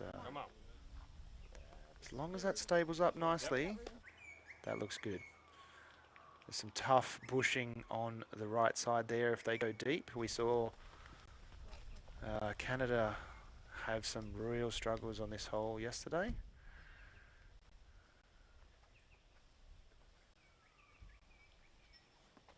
Andrew up next for American singles.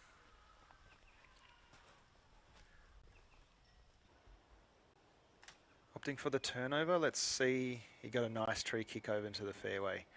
That was very favourable because, as I said, off to the right there can be a tough out. And also to mention, there is a Mando tree. It's about 20 metres into the gap off the left side, so they need to make that. They need to stay right of that, which forces them not to go around the outside. Not too sure where he's ended up here. Okay, so faded low.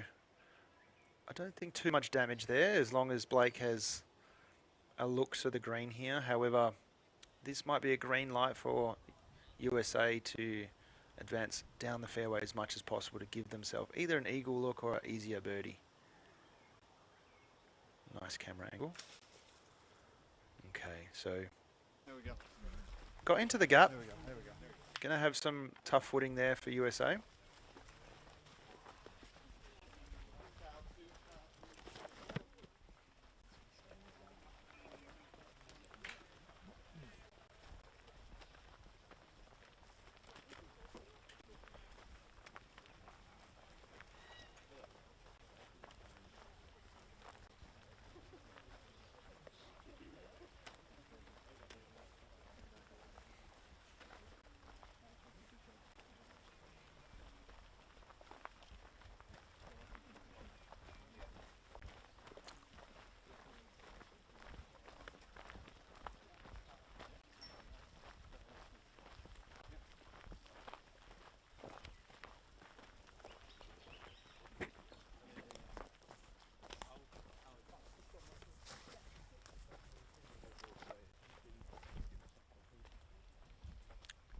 Let's see how they have a play here. They've got a couple trees off the gap. I think it looks like they're talking about the forehand flex line, that being the most open play for safety, and they're just trying to strategize to see if that's safe.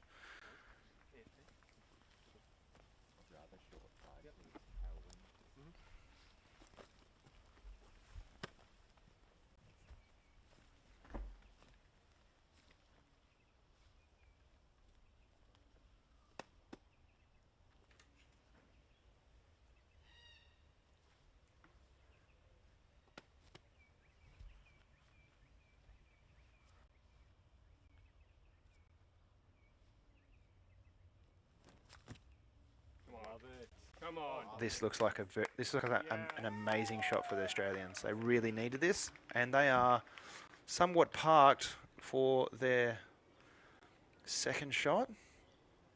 As I mentioned, this is a soft par 4. USA did advance on their first shot a little bit further than Australia, but I believe they're going to have some obstruction. I think he's just measuring the distance. Oh, we got USA and America measuring the distance.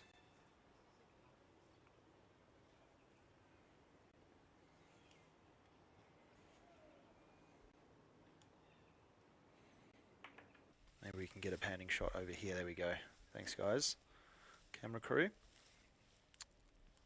Ruben, you want to mark yours just so I don't step on you? No worries, good. Step my knife all through. Okay.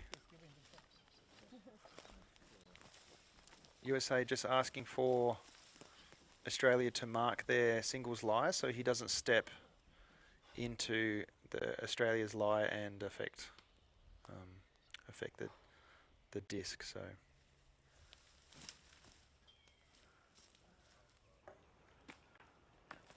this looks very well done. Going to put the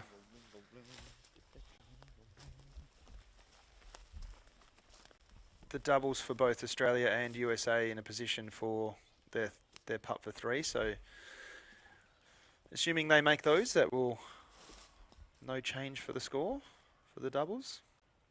We've got Ruben here on his second shot.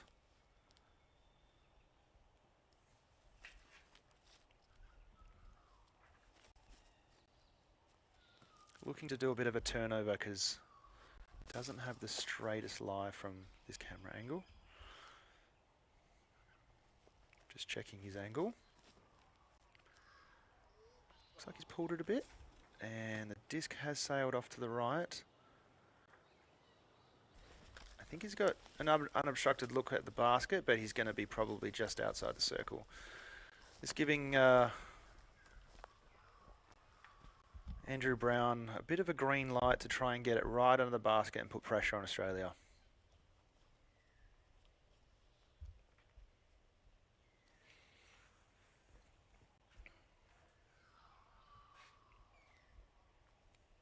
Trying to do this turnover here. This looks like a very nice shot. He's done just that, and he's going to have a 6 to 7 metre putt for his 3. This is now going to put some pressure on Ruben to make his putt to tie the hole. I think we should have Ruben up next.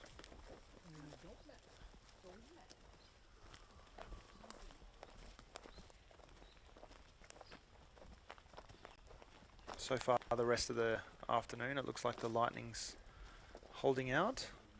We have crew on site who are constantly testing with a Lightning device.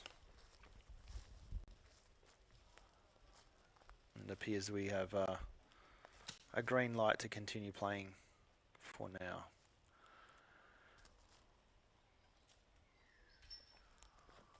As predicted, Ruben looks to be around about 13 metres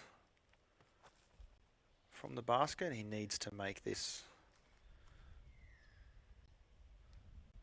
to protect a score for Australia in the singles.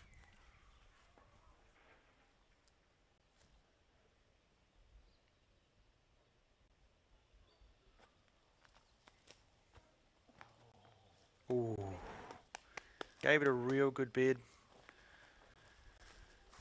He knew USA was close to the basket, so he gave it everything he could, and I believe he's going to probably concede here.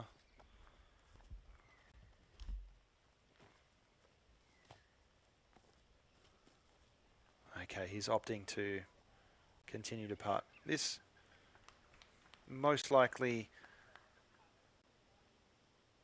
at the chance for America to miss their putt and tie the hole, because I believe that is Andrew Brown's disc in front of Ruben's there, which still is not a gimme.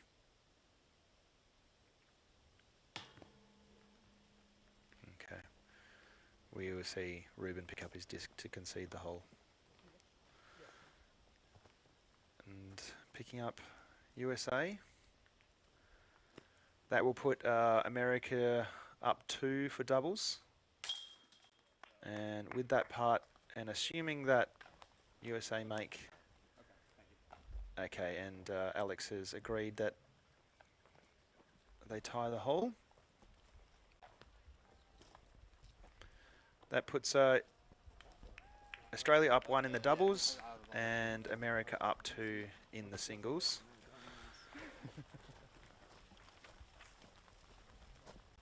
They don't get flippy, they just get less aerodynamic and better. Okay. We've got hole 17 here. This one here is 122 metres, 400 feet par 3. This one actually plays more like 85 to 90. It's all about angle control to make sure that that disc lands flat with the face of the earth there and not get some nasty roll away, because it's all about the green play here on this hole. All of these players can make this hole no problem. They make the distance on it. Just to also mention that the golf green in front of it is also OB. So let's see how they approach it. I believe most of these players will probably go mid-range or fairway. Anyone who has high power will try and go a slower disc so they get less ground action. Andrew looked like he's throwing a faster disc.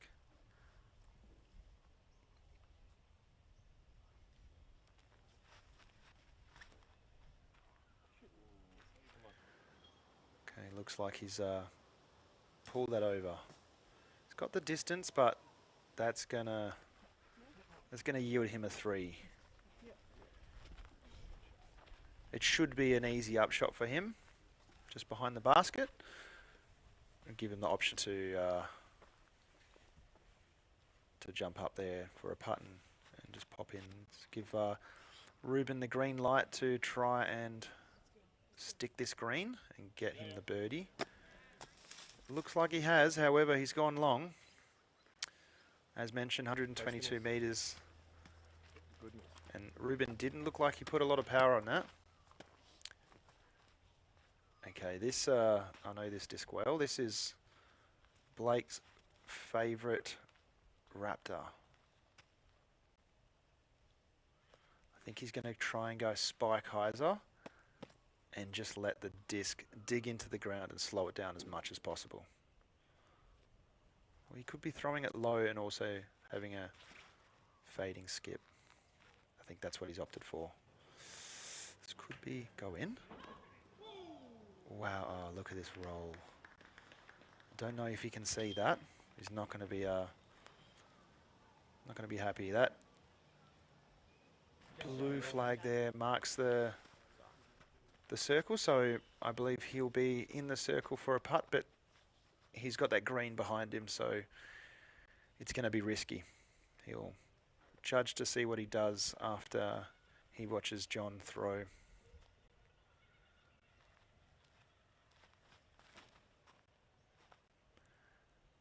This looks like a beeline to the basket, I believe. It's going to skip up and go, yeah, very fast green here. This is a tough hole.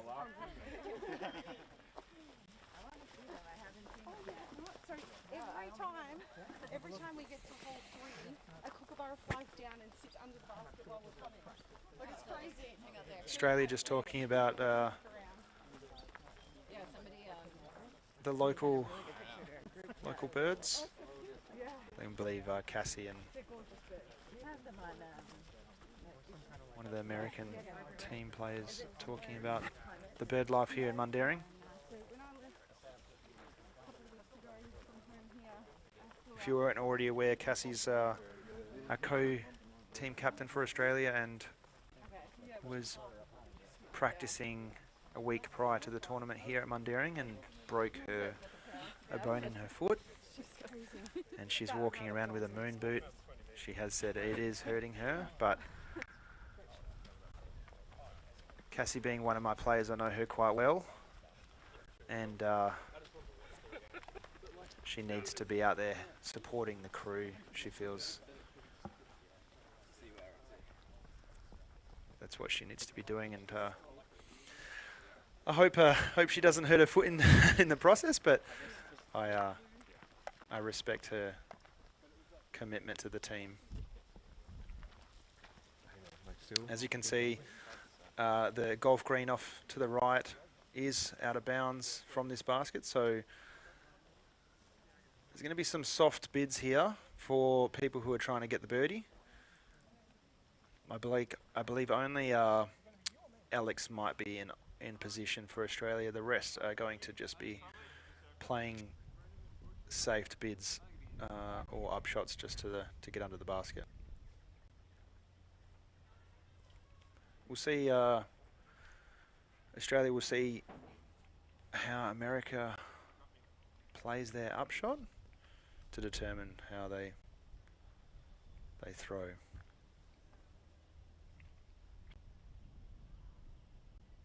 Bit of wind on the green here. Left to right for Andrew. I think we're just going to try and see an upshot from him to get as close to the basket as possible. You can see he's really finding difficulty under that banksha.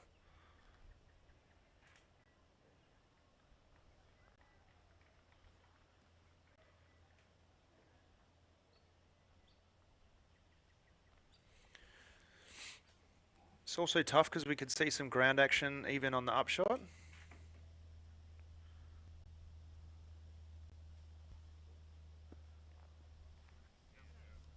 Okay, he's done a good job.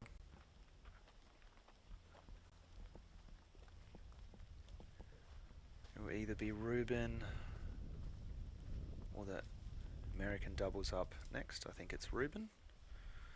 So this is either a green light for Ruben to try and get a birdie here, or he might just play it safe. He might not feel comfortable with this part, with this wind and the ground action. So and he's done just that, played it safe. Okay, so USA doubles up next. Does look like he's thinking about running this putt to force Australia to try and do the same.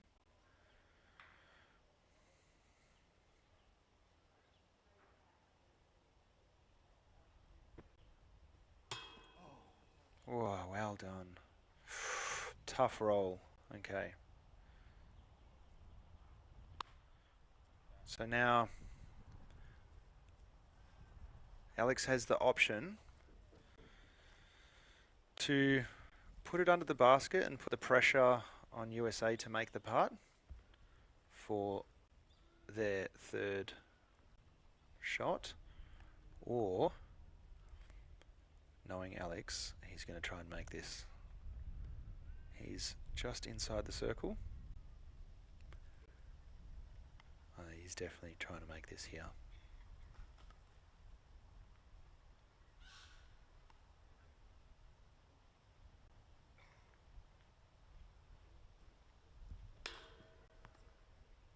Bit low. Missed opportunity for Alex. However, they're still now got the pressure on USA to make this putt to tie the hole. And once you got this pressure on a putt like this, even though it's not as long as some of the other ones these guys make, it is still a tough putt. Oof. That gives the advantage to the Australians, now putting them up 2 on the doubles.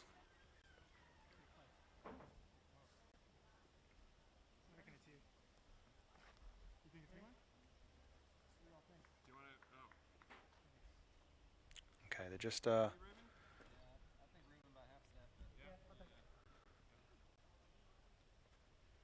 two teams trying to find who's first in their lie. And they all agreed that Australia was first. The reasons players do this, you know, to make sure if Ruben missed that putt, then Andrew will try to figure out how he would play next. Okay, so no damage done for the men's singles, same scores.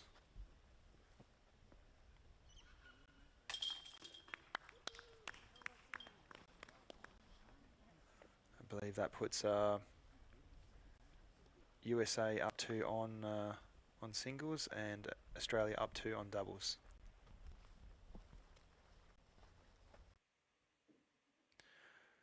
Hole 18, par 5, 290 metres, 951 feet. There is an OB line about here that they need to get over.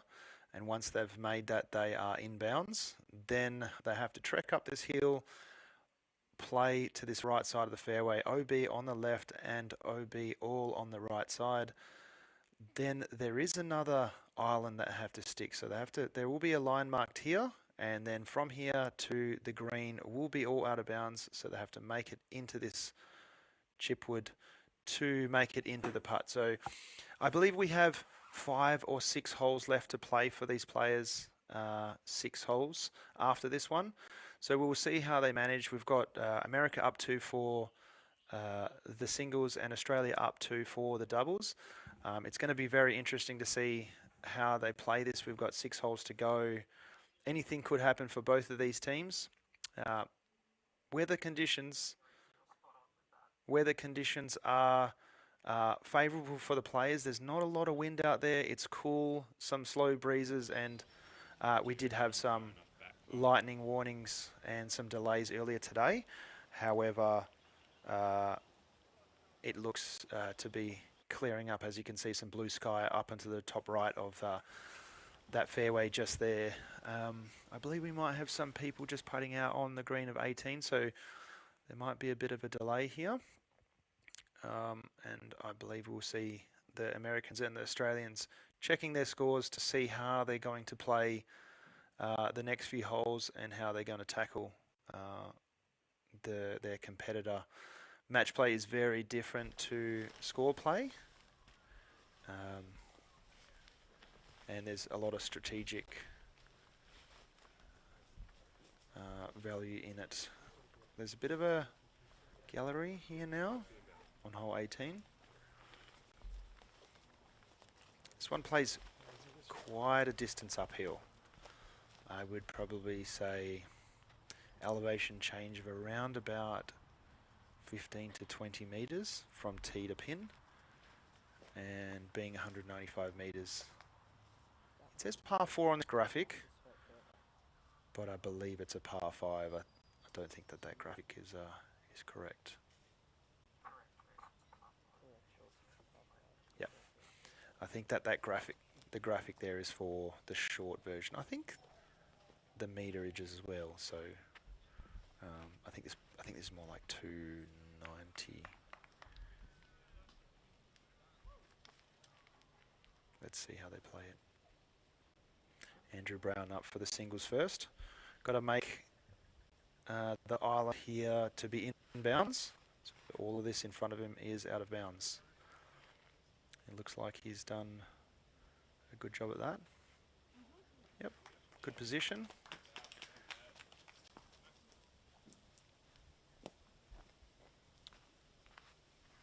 Ruben, I think he's throwing a method by Dismania. Also looking to do similar, just play it safe. I believe that there's another out of bounds just in front of him. He was making sure they both made, and they're both very close to it. Okay, so Alex getting, Blake getting out his Z plastic zone.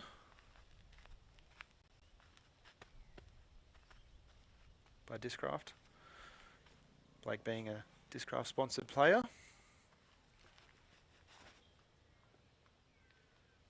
Playing it quite safe, just wants to land short as long as it sits, and it looks safe there, just.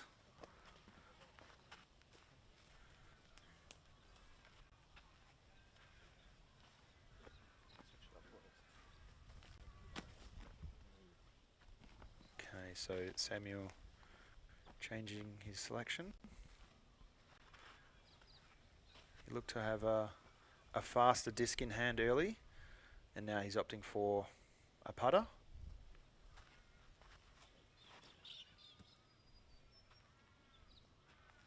Looks good, but it's fading out to the right. I think that's put them in a good position. Just behind the tee for the layout on the graphic, which we see above.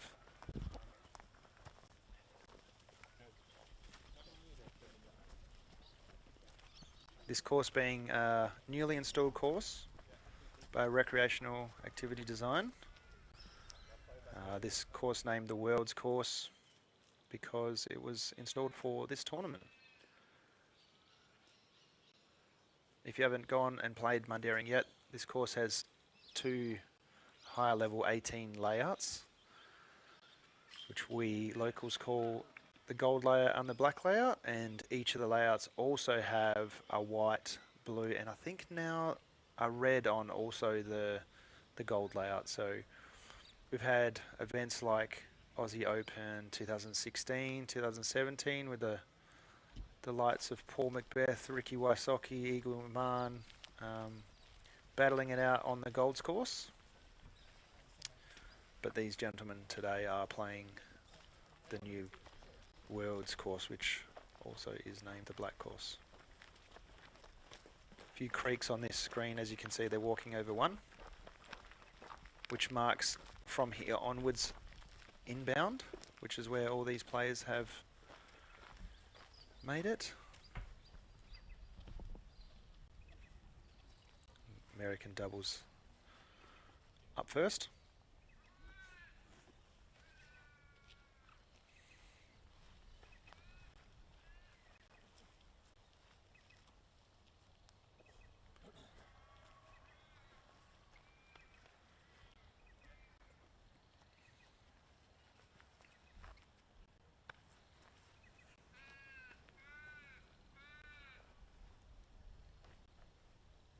see how John throws this.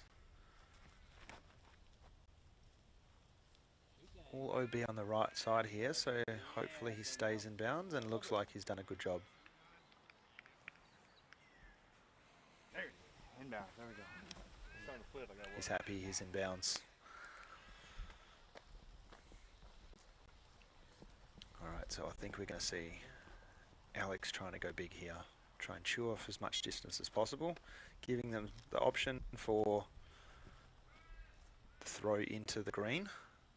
The closer you are to that green, the better, because it is a very small green, and the shorter the shot is going to make it easier for them.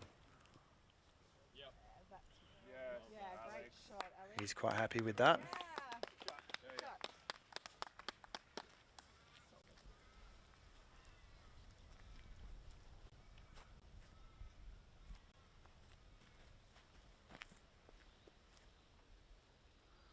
We've got Ruben up next.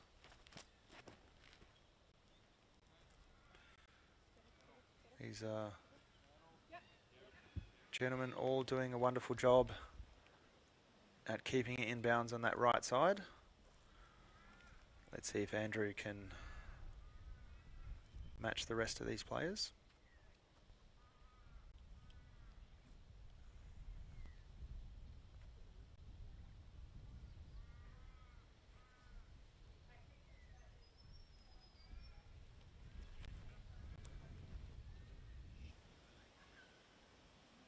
Looks good, but hopefully he doesn't fade off too much to the left, and I think he may have gone out of bounds, and you can see the spotter marking the lie of where it went out of bounds.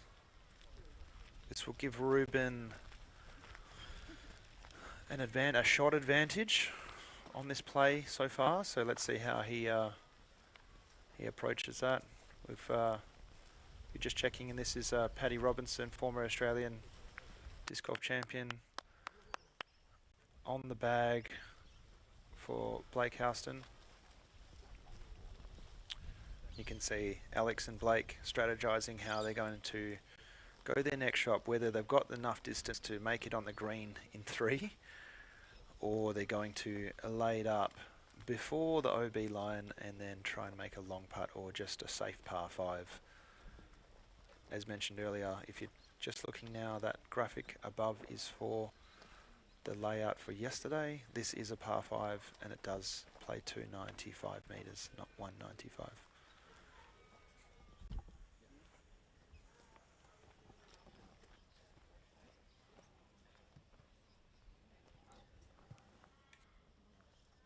Probably me.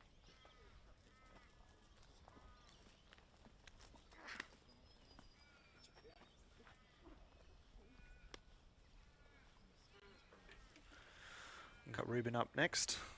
He's checking his distance to the pin with his rangefinder, and talking to Cassie about the play.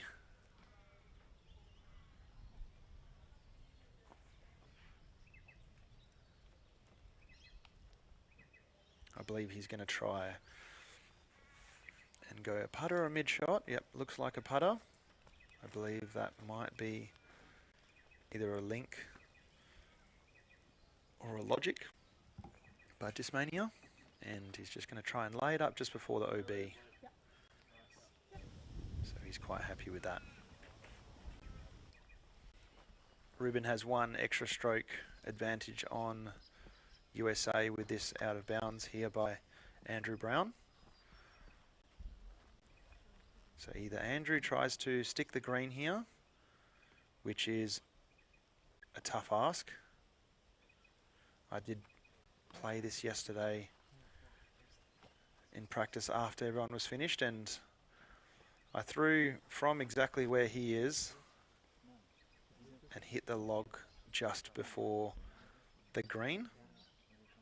And I wouldn't say I'm a short thrower, but I wouldn't say I have the biggest arm either. I've around about 120 to 135 in me these days. This being uphill as well would play it even longer, and it looks like he's getting at a mid-range disc, so I think he's just going to try and lay up before the OB line. Got our volunteers in the orange vest out there.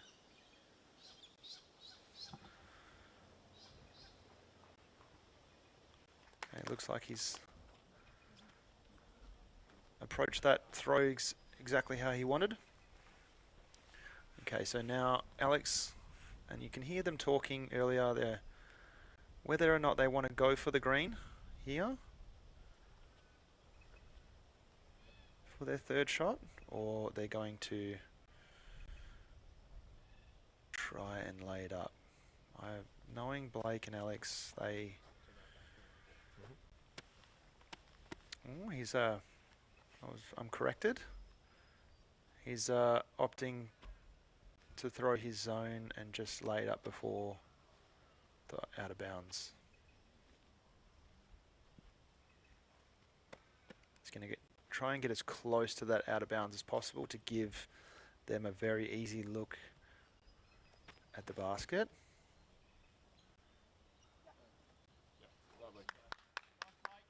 And he's done just that. That will give them about a 20 to 25 metre putt to try and make it, or just to try and stick the green. Mentioning here, Right here, 340 to the back side up there. I heard the Americans just say that was 340 to the back sign, which is about 102 feet, 102 metres, sorry. Uphill though, that would play probably 105 to 110. I want to for sure as well. I hear that. And you can hear him saying that he wants to, but being a team player, they have to make smart decisions, and they don't know whether to make it or not. You got 370? He's asking if he's got 370, which is about 115 metres, 110 metres, which is exactly what I was suggesting this would take.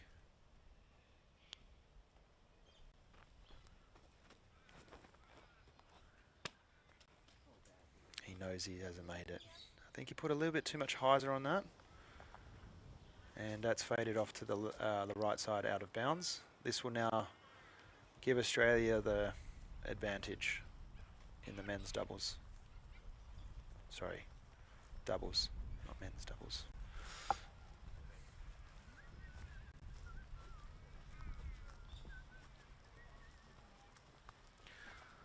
We got some whistling skills from Ruben out there. Oh, chucking that chair again. Cassie almost tripping on it. Ruben checking the distance. Trying to decide where to aim in the green. The green is more like an oval shape. And you can see Cassie and Ruben trying to figure out where to lay up. Not lay up, sorry, to try and approach this green. And if they don't make the green, it is out of bounds. And I'm not sure if, I believe they have a drop zone just past it up to the right, which they will putt down to. Ruben, I think, opting for a tactic over stable.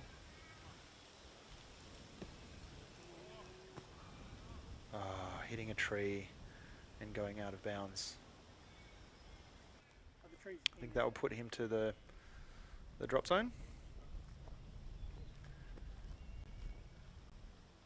Okay, so not quite close enough for boys to give it a jump putt, but this is going to be an easy approach for Alex.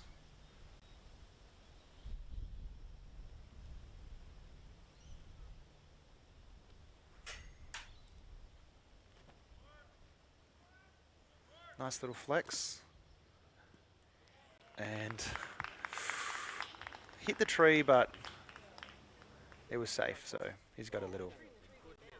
Blake will have a 3 to 4 metre putt The trunk is in, which will give Australia another putt, considering America has gone out of bounds. And we've got Andrew Brown up next. So this is for his his fifth shot. He went out of bounds early to the left, throwing for his fifth. And Ruben, I believe, was throwing for his fourth and went out of bounds. So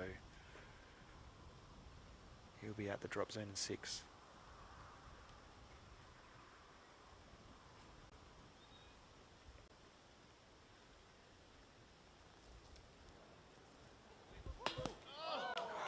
Wow, well done.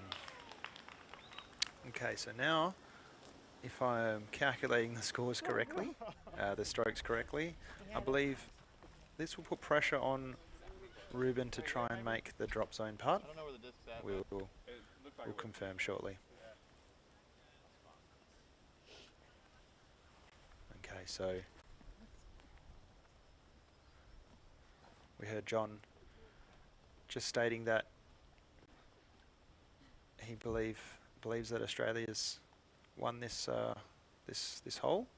However, he's going to give it a try and a bit of a bid because he can't see where Alex has thrown the disc. He might just give it a go. Good try. Doesn't matter if it's settled or not. We needed it, unfortunately. He knew he needed that one to go in for anything to happen.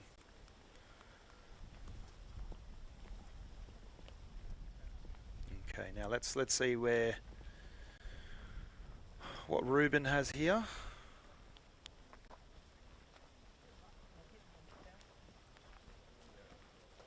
Could be incorrect in my statement regarding the drop zone. Does not look like there is a drop zone from this hole. So Ruben, if he makes this, he ties the, I believe he ties the hole with America. Andrew Brown having that disc 1 metre away from the basket you see there. A lot of wind on this green right now. We were just talking about not a lot of wind being out in this course, but looks to be a bit swirly.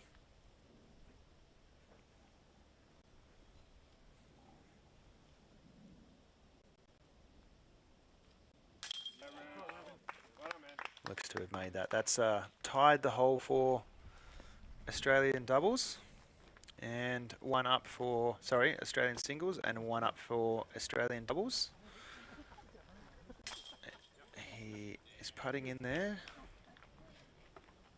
However, I don't think he conceded, but I think he was meant to.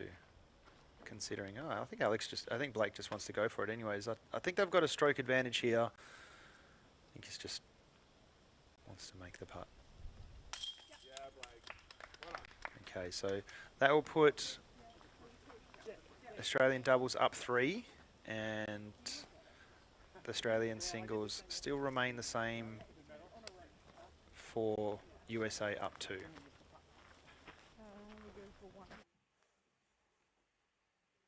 Okay, so this is hole 1 of the World's course. It's a par 5, 333 metres, 1,093. It's a forehand off here to the left. You want a pushing hyzer to land just after this elevation drop right about here to give yourself a bomber shot to get as far down this fairway as possible. You need to land before this creek here, as this creek has 2 creeks in it, as you can see, one here and one just a bit further up. That in there, inside those 2 is all out of bounds. They need to throw their 3rd shot over that creek, over that last creek. This is a tough hole. It's all about position off the first hole to first shot to get themselves into a position for a large shot on their second. That will determine how they play this hole, and I'm interested to see that with Blake and Alex having the arm to get as far down as possible. So we'll see how the Australians and the Americans play this. I believe just some information on we've got Andrew Brown playing the singles. He's been playing since 2016 with 18 wins, to his name, and some information also on John Willis. He's actually been playing since 2003, and he's got 11 wins to his name. A lot of these players have been playing a very long time. 2003. That's a professional, so he could well be playing before that as well. You can see the Americans trying to figure out where they want to land.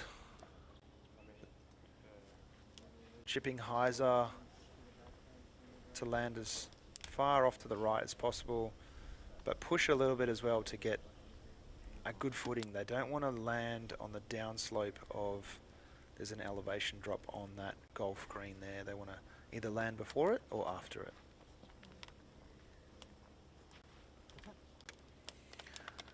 Okay, so we got Ruben up first.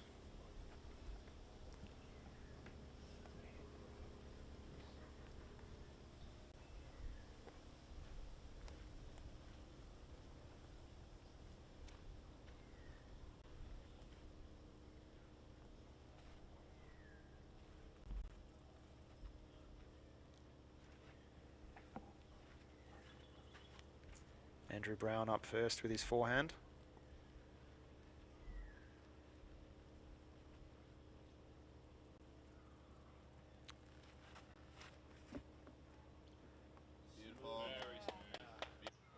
They're very happy with that, and you can see that downslope which I was mentioning. Ooh, and let's hope that stops. There is OB on the right side, but I think that's managed to stay safe there. He's going to be very happy with that drive. And we didn't see Rubens. Don't know where that ended up. We'll see on the second shot.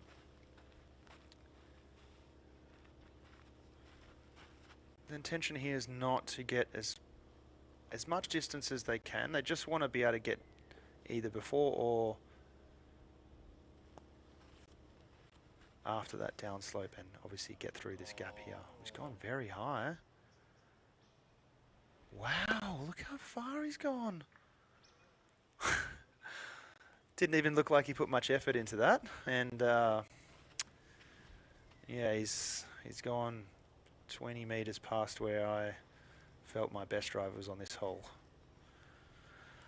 Samuel Henderson up next for the American doubles. Being a lefty, this is going to be a simple backhand highs. Oh, it's caught wind and pushed forward. That one, if has gone long, is going to be a very difficult escape from that bush line. He was staying positive, just hoping that there's an opportunity to get out of there. Yep.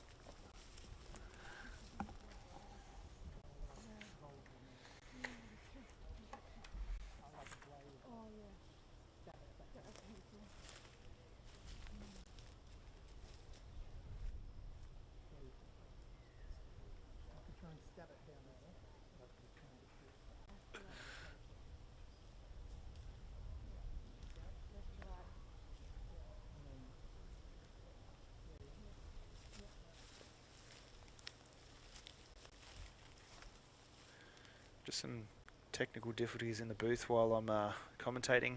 However, whilst we're at it, we're just looking at Ruben's upshot, which looks difficult to get out of here. I think he's going to just try and play it safe. And he's done a good job of it. I don't think he knows where that landed. I think he'll be on the cart path for the golf green, which it's going to be an open shot, but it's quite a gravel footing, so that might be difficult.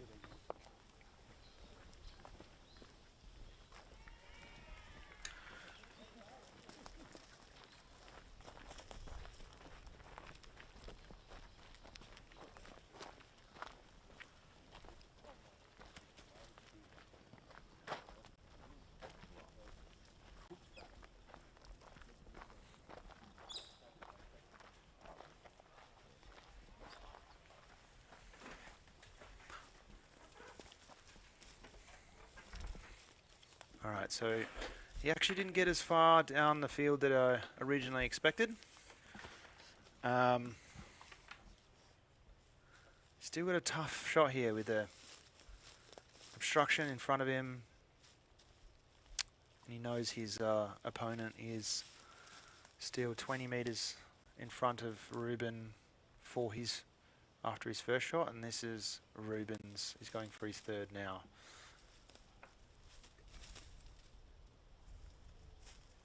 Oh, wow. Wow, he's done an amazing drive. Yeah, dude. What did I just witness? He looked like he had one step into that forehand, and it looked like it went 130, 140 metres down there.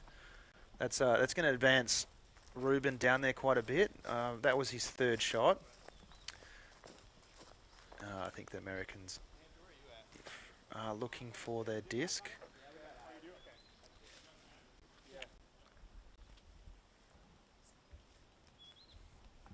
Okay, score update. We have the Australians up by 3 for the doubles, and we have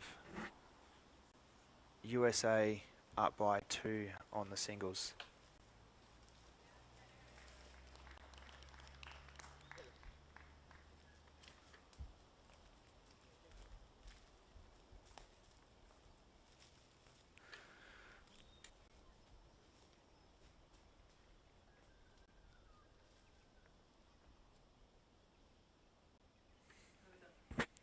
Okay, so we got USA doubles up next.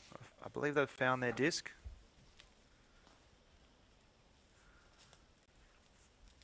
I think this is just going to be something that's going to get them onto the fairway and advance down as far as they can, but I think from here, just getting onto the fairways, number 1 goal. Number 2 goal is trying to advance as far down as possible. Looks like John's opting for a forehand flex. Oh, he's going for a knee. Okay. Not intending to get the distance, just want to get out. And that's looked to do just that.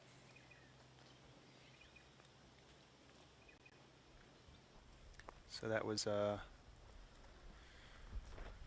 USA doubles second shot, and we're going up for USA singles. This is where Andrew Brown's first shot landed, and he's going for his second shot now.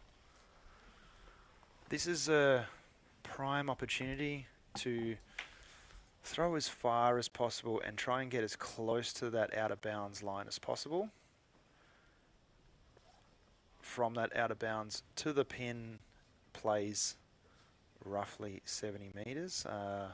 We've got a hole 1 graphic up here. However, this is a par 5, and it is 333 metres, not the par 4 210 that we're seeing here. Okay, so let's see if he's close enough. So he doesn't look to be entirely happy with that. It's going to be out of bounds as well.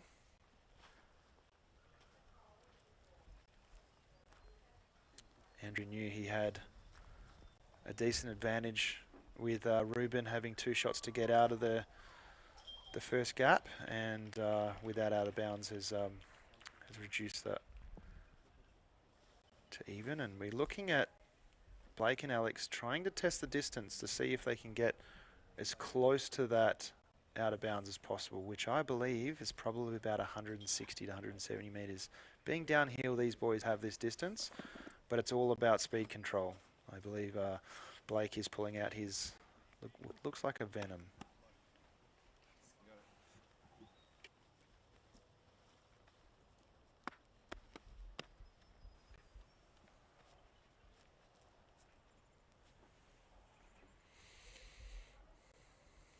These boys have more than enough distance to get down there. It's just about speed control, making sure that they get as close to that out of bounds giving themselves an easy upshot for their third. We just heard Blake say perfect. Just want to miss that tree, and he has done so, and he is roughly 10 meters from the out, 10 to 15 meters from the out of bounds, which is going to give Alex roughly an 80-meter upshot to the basket, which is exactly what these gentlemen want.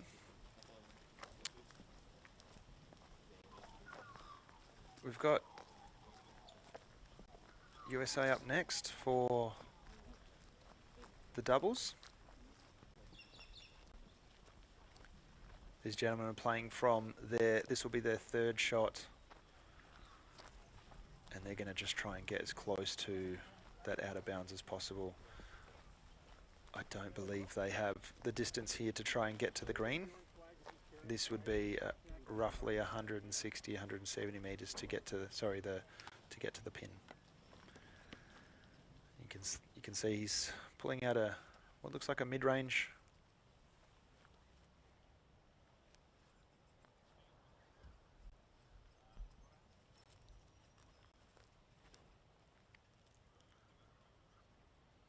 I think he might be asking that to check up. And it's done just that. So Australia and American doubles are roughly in the same location. However, USA will be throwing their fourth shot from that location, and Australia will be throwing their third shot. Look, Rubenberg and Cassie trying to decide what to do here, whether to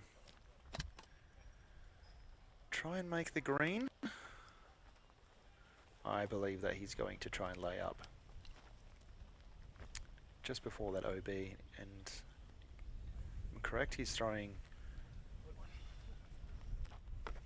a putter? No, a tactic, and he's asked for something more overstable with that wind gushing.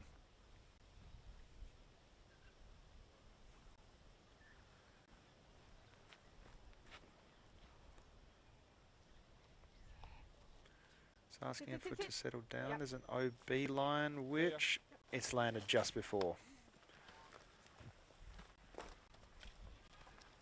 He's going to be happy with that. So that was Ruben's fourth shot. And I believe Andrew, having gone out of bounds here, will also be throwing his fourth shot.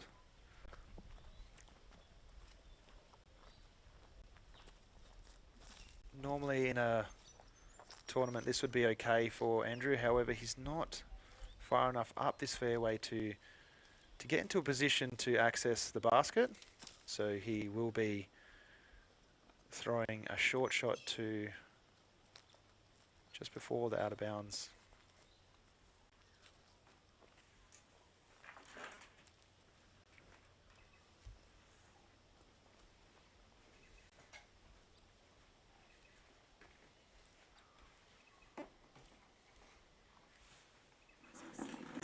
We've got Sue back in the booth, but I think she's still attending some duty, so she might come in and out of the commentary. Hi folks, good to be back, if briefly. Alright, so Andrew, I don't think he's quite happy with that shot. I think it's landed a little bit shorter than he had hoped. Still might be able to get up the basket, but he's looking at what probably a double bogey now. So that was his fourth. So he'll be throwing for. Oh, he'll be throwing. Actually, for a bogey maybe. Yeah, he'll be throwing for 5 to get to the pin. Yeah. I mean, he can throw it in for 5. I mean, yeah, well, he could actually go for a par with a throw in. We are talking about match play after all. Yeah. However, I believe he's going to be throwing in for. He's going to be trying to throw it to the green in for his fifth shot. Bit of a wind read there happening. Yep, it looks like the wind has really picked up now.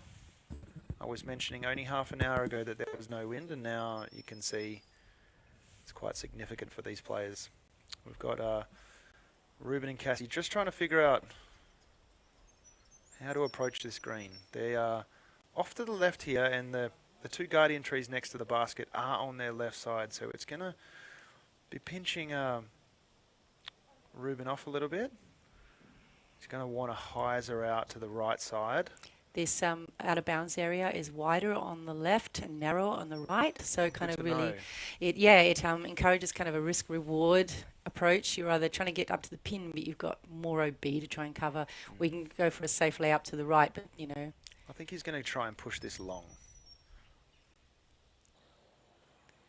He's definitely. I think it's a safer play to just push long and give himself an opportunity. Yeah, that's. He has gone quite long. It's pushed to the right as well. Yeah, but he's definitely would have had less chance of going over in OB over there. But I think he would have been safe either side.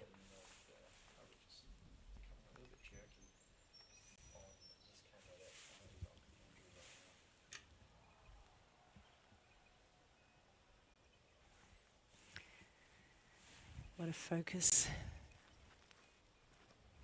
This is for Andrew's fifth. Ooh, sawing it off a bit there. Looks like it's leaked OB. Yeah, it has. And I believe that might have been what Ruben was trying to do. He was trying to play it very safe, knowing that that's the risk. He wanted to play it safe, and then let the USA to try and to match his play and or go for risk reward situation, and I think that's what's happened. This is going to give Ruben the opportunity to, if it is out of bounds, opportunity just to drop it under the basket and win his hole. Let's see how. Oh, look, I saw sand next to that tree there. I don't think that they. He got red flag. Oh, okay. No, he's gone out of bounds as well. So now, this is Australia's third shot, and that was America's fifth shot, but going out of bounds, they'll be shooting for 6. So Australia has a few strokes here to play this hole. As long as Alex, he's gone safe. He knows that if he lays it there, Blake can just put it under the basket and they've won their hole. And you can hear the captains there saying you did as required, as directed. Although it didn't look like the greatest shot because it was not next to the basket. It was doing a very safe play to what he needed to do to win the hole. And that was the best strategy for them, given they are a couple of strokes up. Yep. And I think that they're just trying to figure out, they might be playing provisional. Because I heard him say, I don't know if he's OB, and I don't know if they saw the flag, the red or green flag from the volunteer. So this could either be a play or a provisional. A provisional is where you play 2 shots. One as if it went out of bounds, or one as if there was one situation, and you throw again as if it was a different situation. You record the scores for both, and then you take photos. Correct. And you then go to the tournament director or a tournament official and explain what happened, show them the photos, and then the tournament official can guide as to what the outcome should be for that hole. So we call it a provisional in disc golf. I don't know if it's in any other sports, but yeah. Just to be clear here, we've got Andrew Brown marking his lie for out of bounds, and we've also got Samuel also marking their line for out of bounds. So this is for the singles here. This needs to go in the basket. Great. Okay, so... Accurate shot, just not quite high enough, right, Reece? Correct, yeah. I believe this is going to give... This needs to also go in for anything. Oh, he certainly made a crack at it. Yeah. Graphics should update for you now. There's a little bit of delay on those. Okay, so I believe what we're going to see here from the Australians is a couple jump putts under the basket.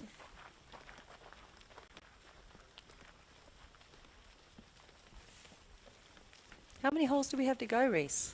They started on hole 6, so, and we're playing hole 1. So after this, 4 after we've got 4. Yeah. Yep.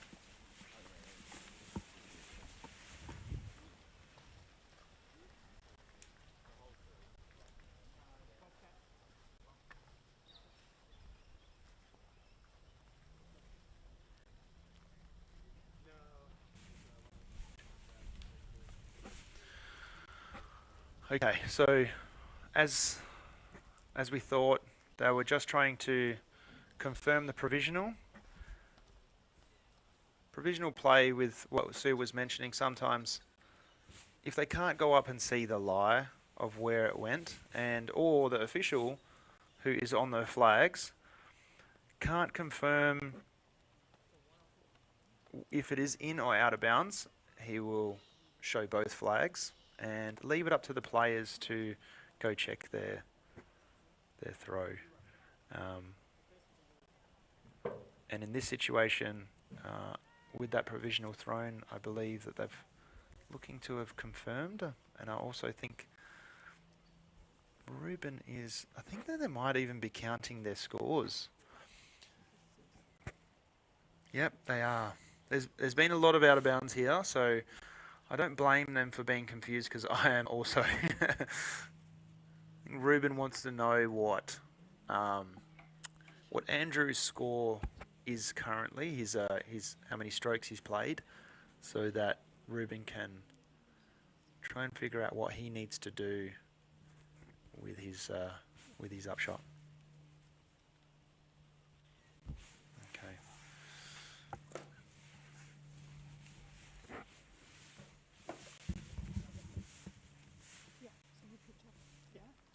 I can get it in two. Yep. Got an audible here for Cassie just to tell Ruben to pitch up. So she's clarified. The scores mean that he can just pitch up safely. Yep. So and he still can win the hole. We need to confirm just after this, because we got Andrew, and we can see Australian doubles also pitching up. If we have the US pick up their discs here, I believe that will have conceded their. Looks like everyone's going to pick up their discs, perhaps. And Australia's asked if they can pick up the disc, and for the Americans.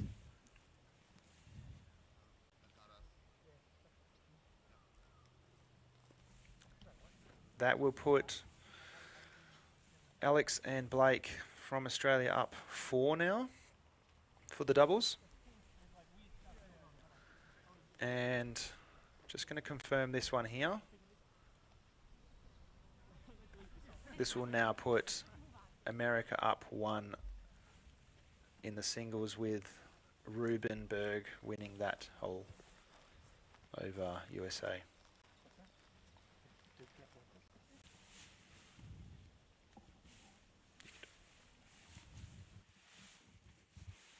Right, here we have hole 2 on the world course at Mundaring. It's a par 4, the distance 123 metres, 404 feet. You've got a nice narrow little gap down a footpath. You've got a land about here. Then you've got a mandatory there. You see the blue M. You've got to go right of that mandatory, come up through some more of a narrow tree line towards the basket. It's another challenging little tight tree line hole. Not a far par 4, not a long par 4, No, but it's just a tough one. Plenty going on. It's all about that first placement on the corner to give themselves an easy upshot to the green. First time I threw it, I was like, just laced it. I was like, oh yeah, that's what you do. Too long? I think it's no, it was just nicely in the mouth there. But after that, it was that tree. So he's got a bit of luck, a bit of accuracy. And we're just getting an update on the scores. So the Aussie doubles are 4 up with 4 to play, so which means the US has to win every hole in order to even out. To get a tie on that. And there's still anybody's in the singles with the US up 1.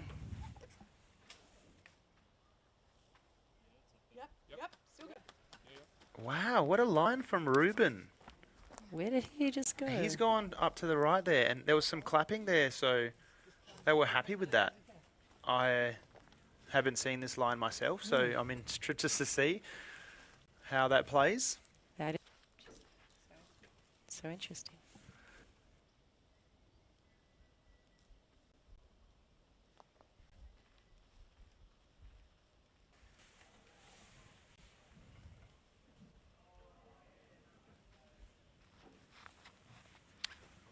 Let's see. Andrew just try and always lace that right up to the corner there. That's a perfect shot. You don't want to go too long, or it's going to pinch you up for the upshot. But that looks great. Apologies, folks. We got a little graphics are not working right at the moment. Okay, so Get them up as soon as we can. with Blake's power, I am interested to see what he's going to do here. I think he's found himself a little gap in that sky there through the trees, and he might be going big. Being a soft par 4, if he gets this out there,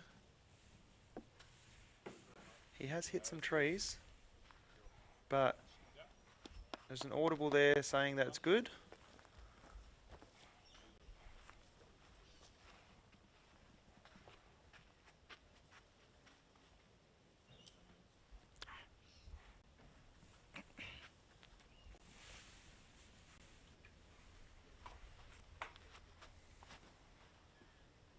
This is a all-you-can-eat buffet for the lefty. Well done. He's got himself into a perfect position. What? What's that all about? They were talking about getting sleepy out there because it was boring. That was what the Americans were saying against their own shot. I think that they were just referring to the standard play versus what Blake and Ruben did to go all the way out here. And this, who knows, this could be detrimental for Australians. We don't know where their lie is. So that boring shot from the Americans, as they have stated their own shot, could be beneficial to them. I believe that the Americans are in a perfect position for a nice upshot. So He's found it. So Ruben's found his disc, and you can see where the corner is, just up past Alex on the right. Oh, righto. Okay, so Blake must have hit a tree early. They haven't made the gap. They haven't made the corner. But I think they're looking to the right. I think they have a gap through the bush. There's the risk, though, when you try a Yeah. bit more of a tricky line rather than maybe what we call the percentage shot down through A higher percentage, yeah. the higher percentage success shot. We've gone for something a bit crazy, and sometimes that doesn't always come off. I guess when you know you can do it, Yeah, the temptation is there. Yeah, temptation's definitely there. I mean, if you get past the trees, there's no other trees to contend with when you're in the sky. Okay. I see, and he's I think looking he's like made the having line that he pulled it wanted. off. Yeah, wow. There's a lot of clapping. I don't know where that's landed. I think that might be on the green. Given there was also a whoop, I would Yeah, say there perhaps was, it is. Yep. Yeah, we'll see how that ends up. All right, back Once we get close to the green, and we got Ruben's shot next. Also throwing through the woods here. third shot? No, this is his second. Second shot. Oh, Yep. okay, so he was looking to see whether he was Yeah, well, before the other I was guys. going to throw before, but it was He hadn't found it yet. Alex's shot first. Still a little distracted with some other TD duties. Mhm. Apologies, folks. Ooh, we heard some cheers in the background. Sounded like a close call for someone on the course. It's really great to hear all the excitement out here. Mm. How many teams? players do we have on the course right now, sir? We would have around about 212. 212. And they're playing across two 18s, correct? Two different 18 layouts. Yes. But it will depend, no, there might be some who have finished by now. So Yes, that could be. who knows how many Yeah, are the out up match. there. Match could have ended.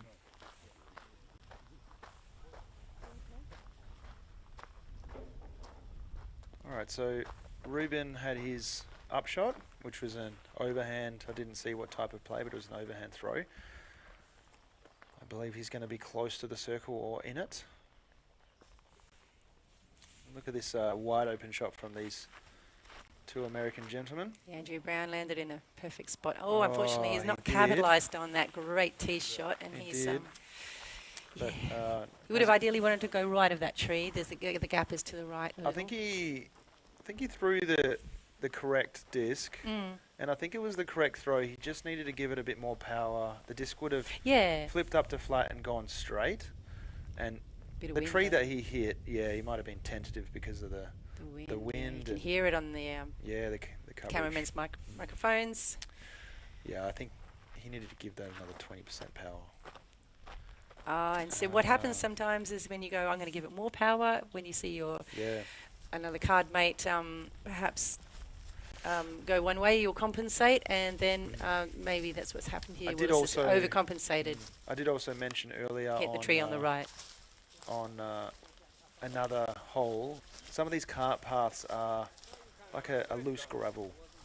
And they're quite stiff, and both of those American gentlemen were on that cart path. We call it pea gravel, I believe. Yeah, being it quite loose, their footing might have been tough as well. So yeah, you'll see the regulars around here, often like Blake, scuff up the ground, get rid of the loose footing underneath. Yep. To help get that grip. It's a pro tip for the locals. Yeah, or anyone from the locals. From the locals, sorry, that's what I meant. Okay, so Ruben's still quite far out here.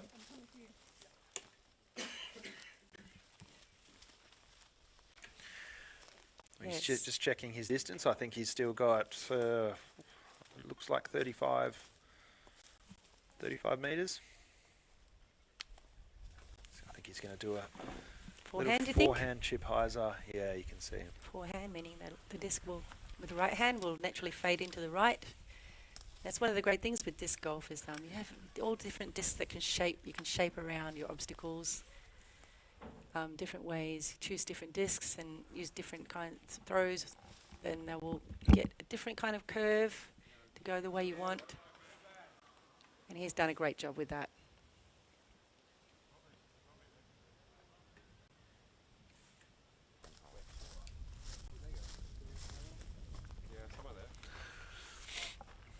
So that was Ruben's third shot, and I believe we might have Andrew Brown going up for his third shot now also.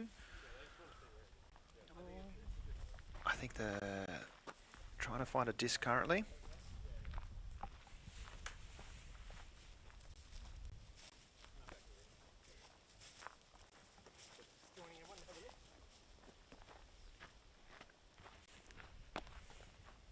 Alright, Team USA, doubles, up next.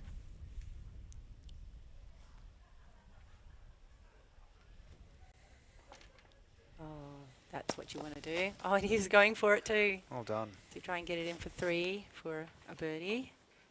Didn't quite make it though, but a valiant effort.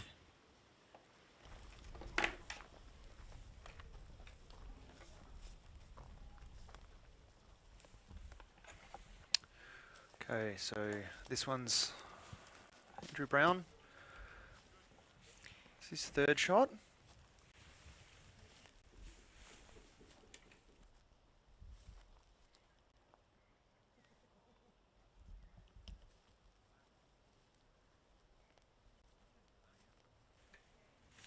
Okay, let's see if Andrew can make this putt here.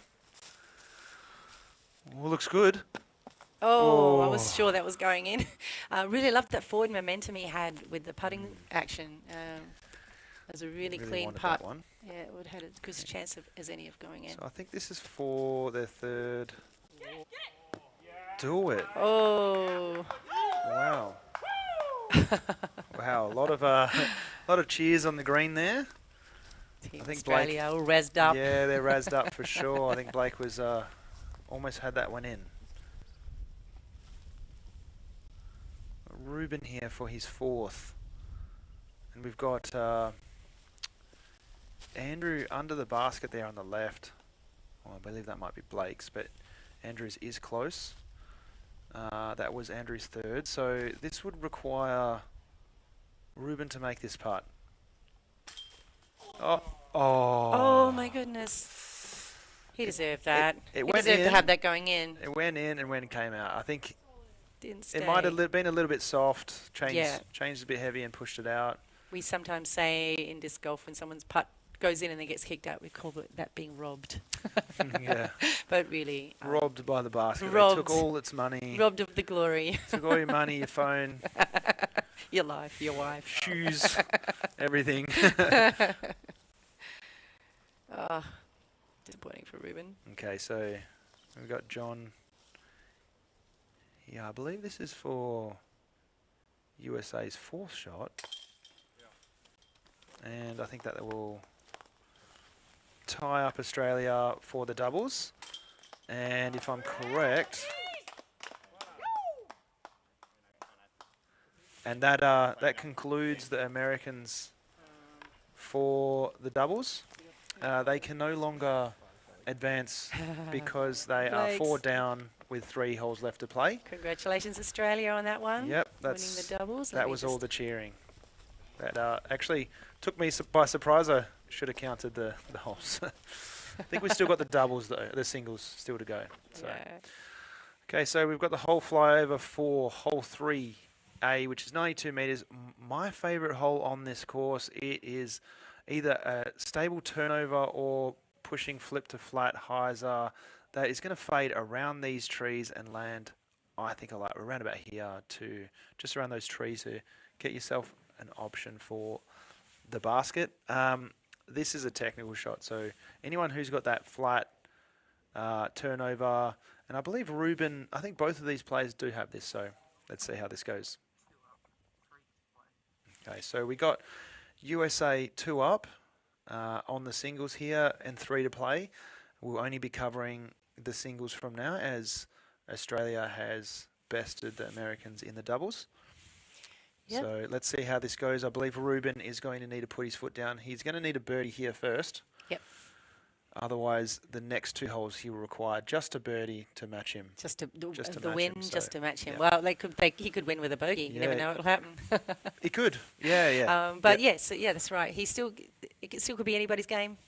I'm just going to try and check in with the scores for all of Australia.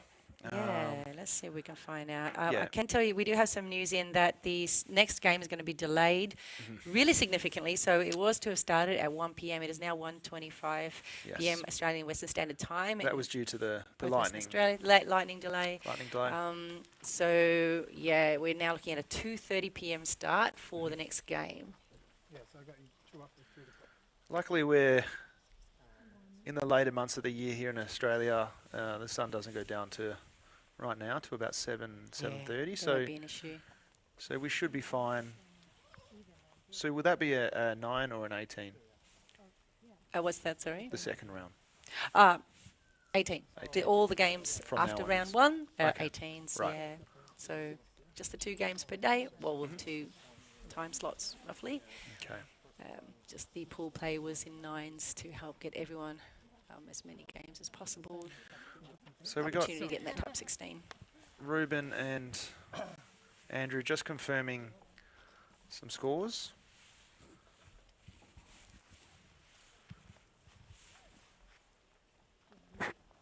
Sorry.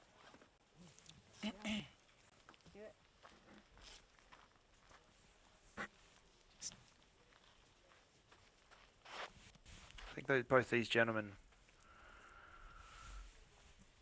have this shot shape to make this hole. Let's see how they go. Such a tricky one. Can he drive his drive like a car down that road? Does look good, but misses those last trees. Oh, that's pretty much perfect. I believe that's a good look at the basket. It's going to put pressure on Ruben here. He's going to need to match or better that throw to give himself an opportunity to birdie to stay in this thing.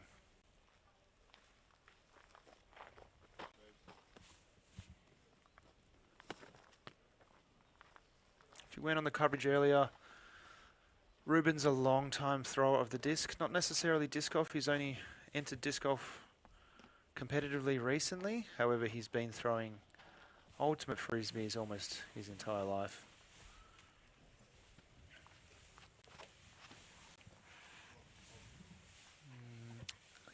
It is holding. Oh, it's okay. He took he a might very have interesting line. If that kicked off to the right. Ah, okay, so he said local love. So I believe that did kick off to the right, which might give Ruben an inside the circle putt for a 2. We'll see who goes first. I'm probably going to have to scoot off in a moment, folks, so I'm Not to going worry. to leave you with Reese again. I'm just giving him the graphics The duties. graphics, yep. I'm going to try and be Medusa here and have all my arms going. Just not the eyesight making everything into stone. Cool. All right. Thanks very much. Signing off. Leave you with Reese Phillips.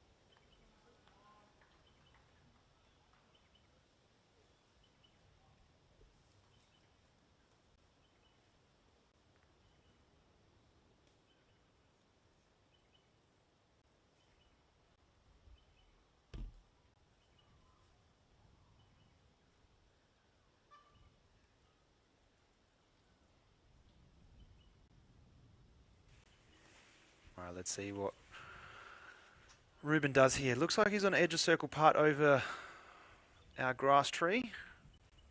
Not too much wind on the basket. I think he's opting to go change from straddle to jump.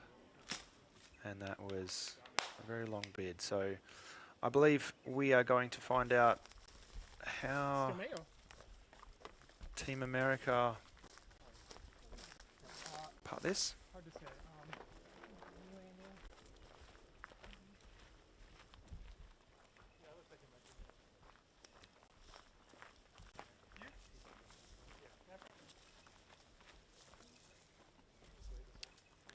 All right, so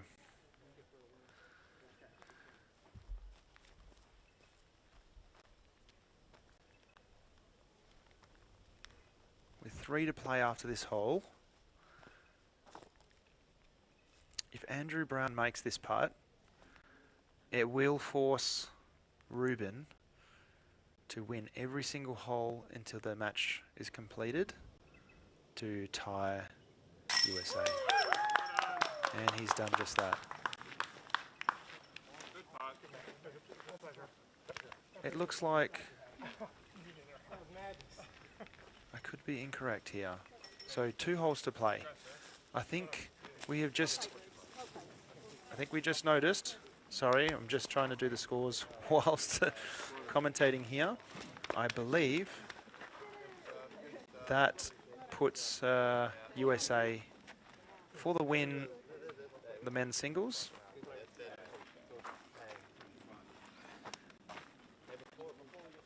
One match for the Australian doubles and 1 match for the the USA singles. We'll just check in soon, hopefully, for... Just going to see if I can find the scores for the rest of the American and Australian team. Because there's some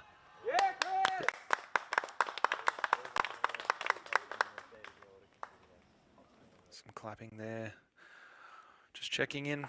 Okay, guys, well, I couldn't find the scores for everyone. Hopefully, they should be up on the fixtures website. I think we might have them actually right here. 4 and 3 and 3 and 2 is what word I'm hearing. So that would mean, let me just do my math.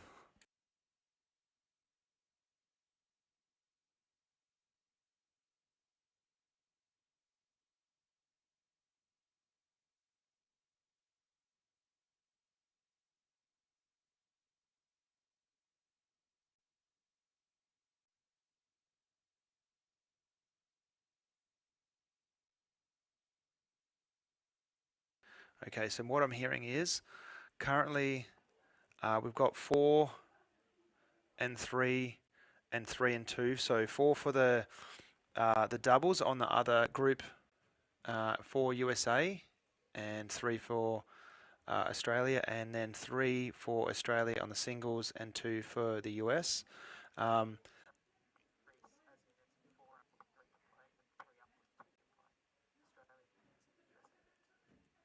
Okay, so I'm getting I'm getting scores from the ground. It's very confusing for me. It does sound like very matched play for the other group that is playing. We could see Australia and the US tying out. I think there's still 4 holes to play for the doubles on the other group and 3 holes to play for the singles on the other group. So let's just see how that pans out. I believe that might put Australia and the US, if they're in a tie break, I think that will put them, depending on the scores of other teams out there, this could put them in the top 4 for tomorrow or this afternoon. So let's see how that goes. I think we might have some coverage. Are we on this coverage now, Kyle? Did you want to continue walking around with the remainder of the crew? I don't mind covering that if you are keen to continue. Okay, so I believe the boys don't have the ability to do that. So what we're going to do now is I just want to thank a few of the sponsors.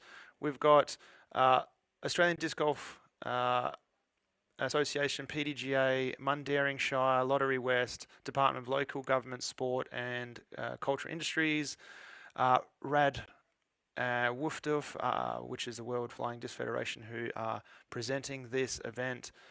Disconnection, which is myself.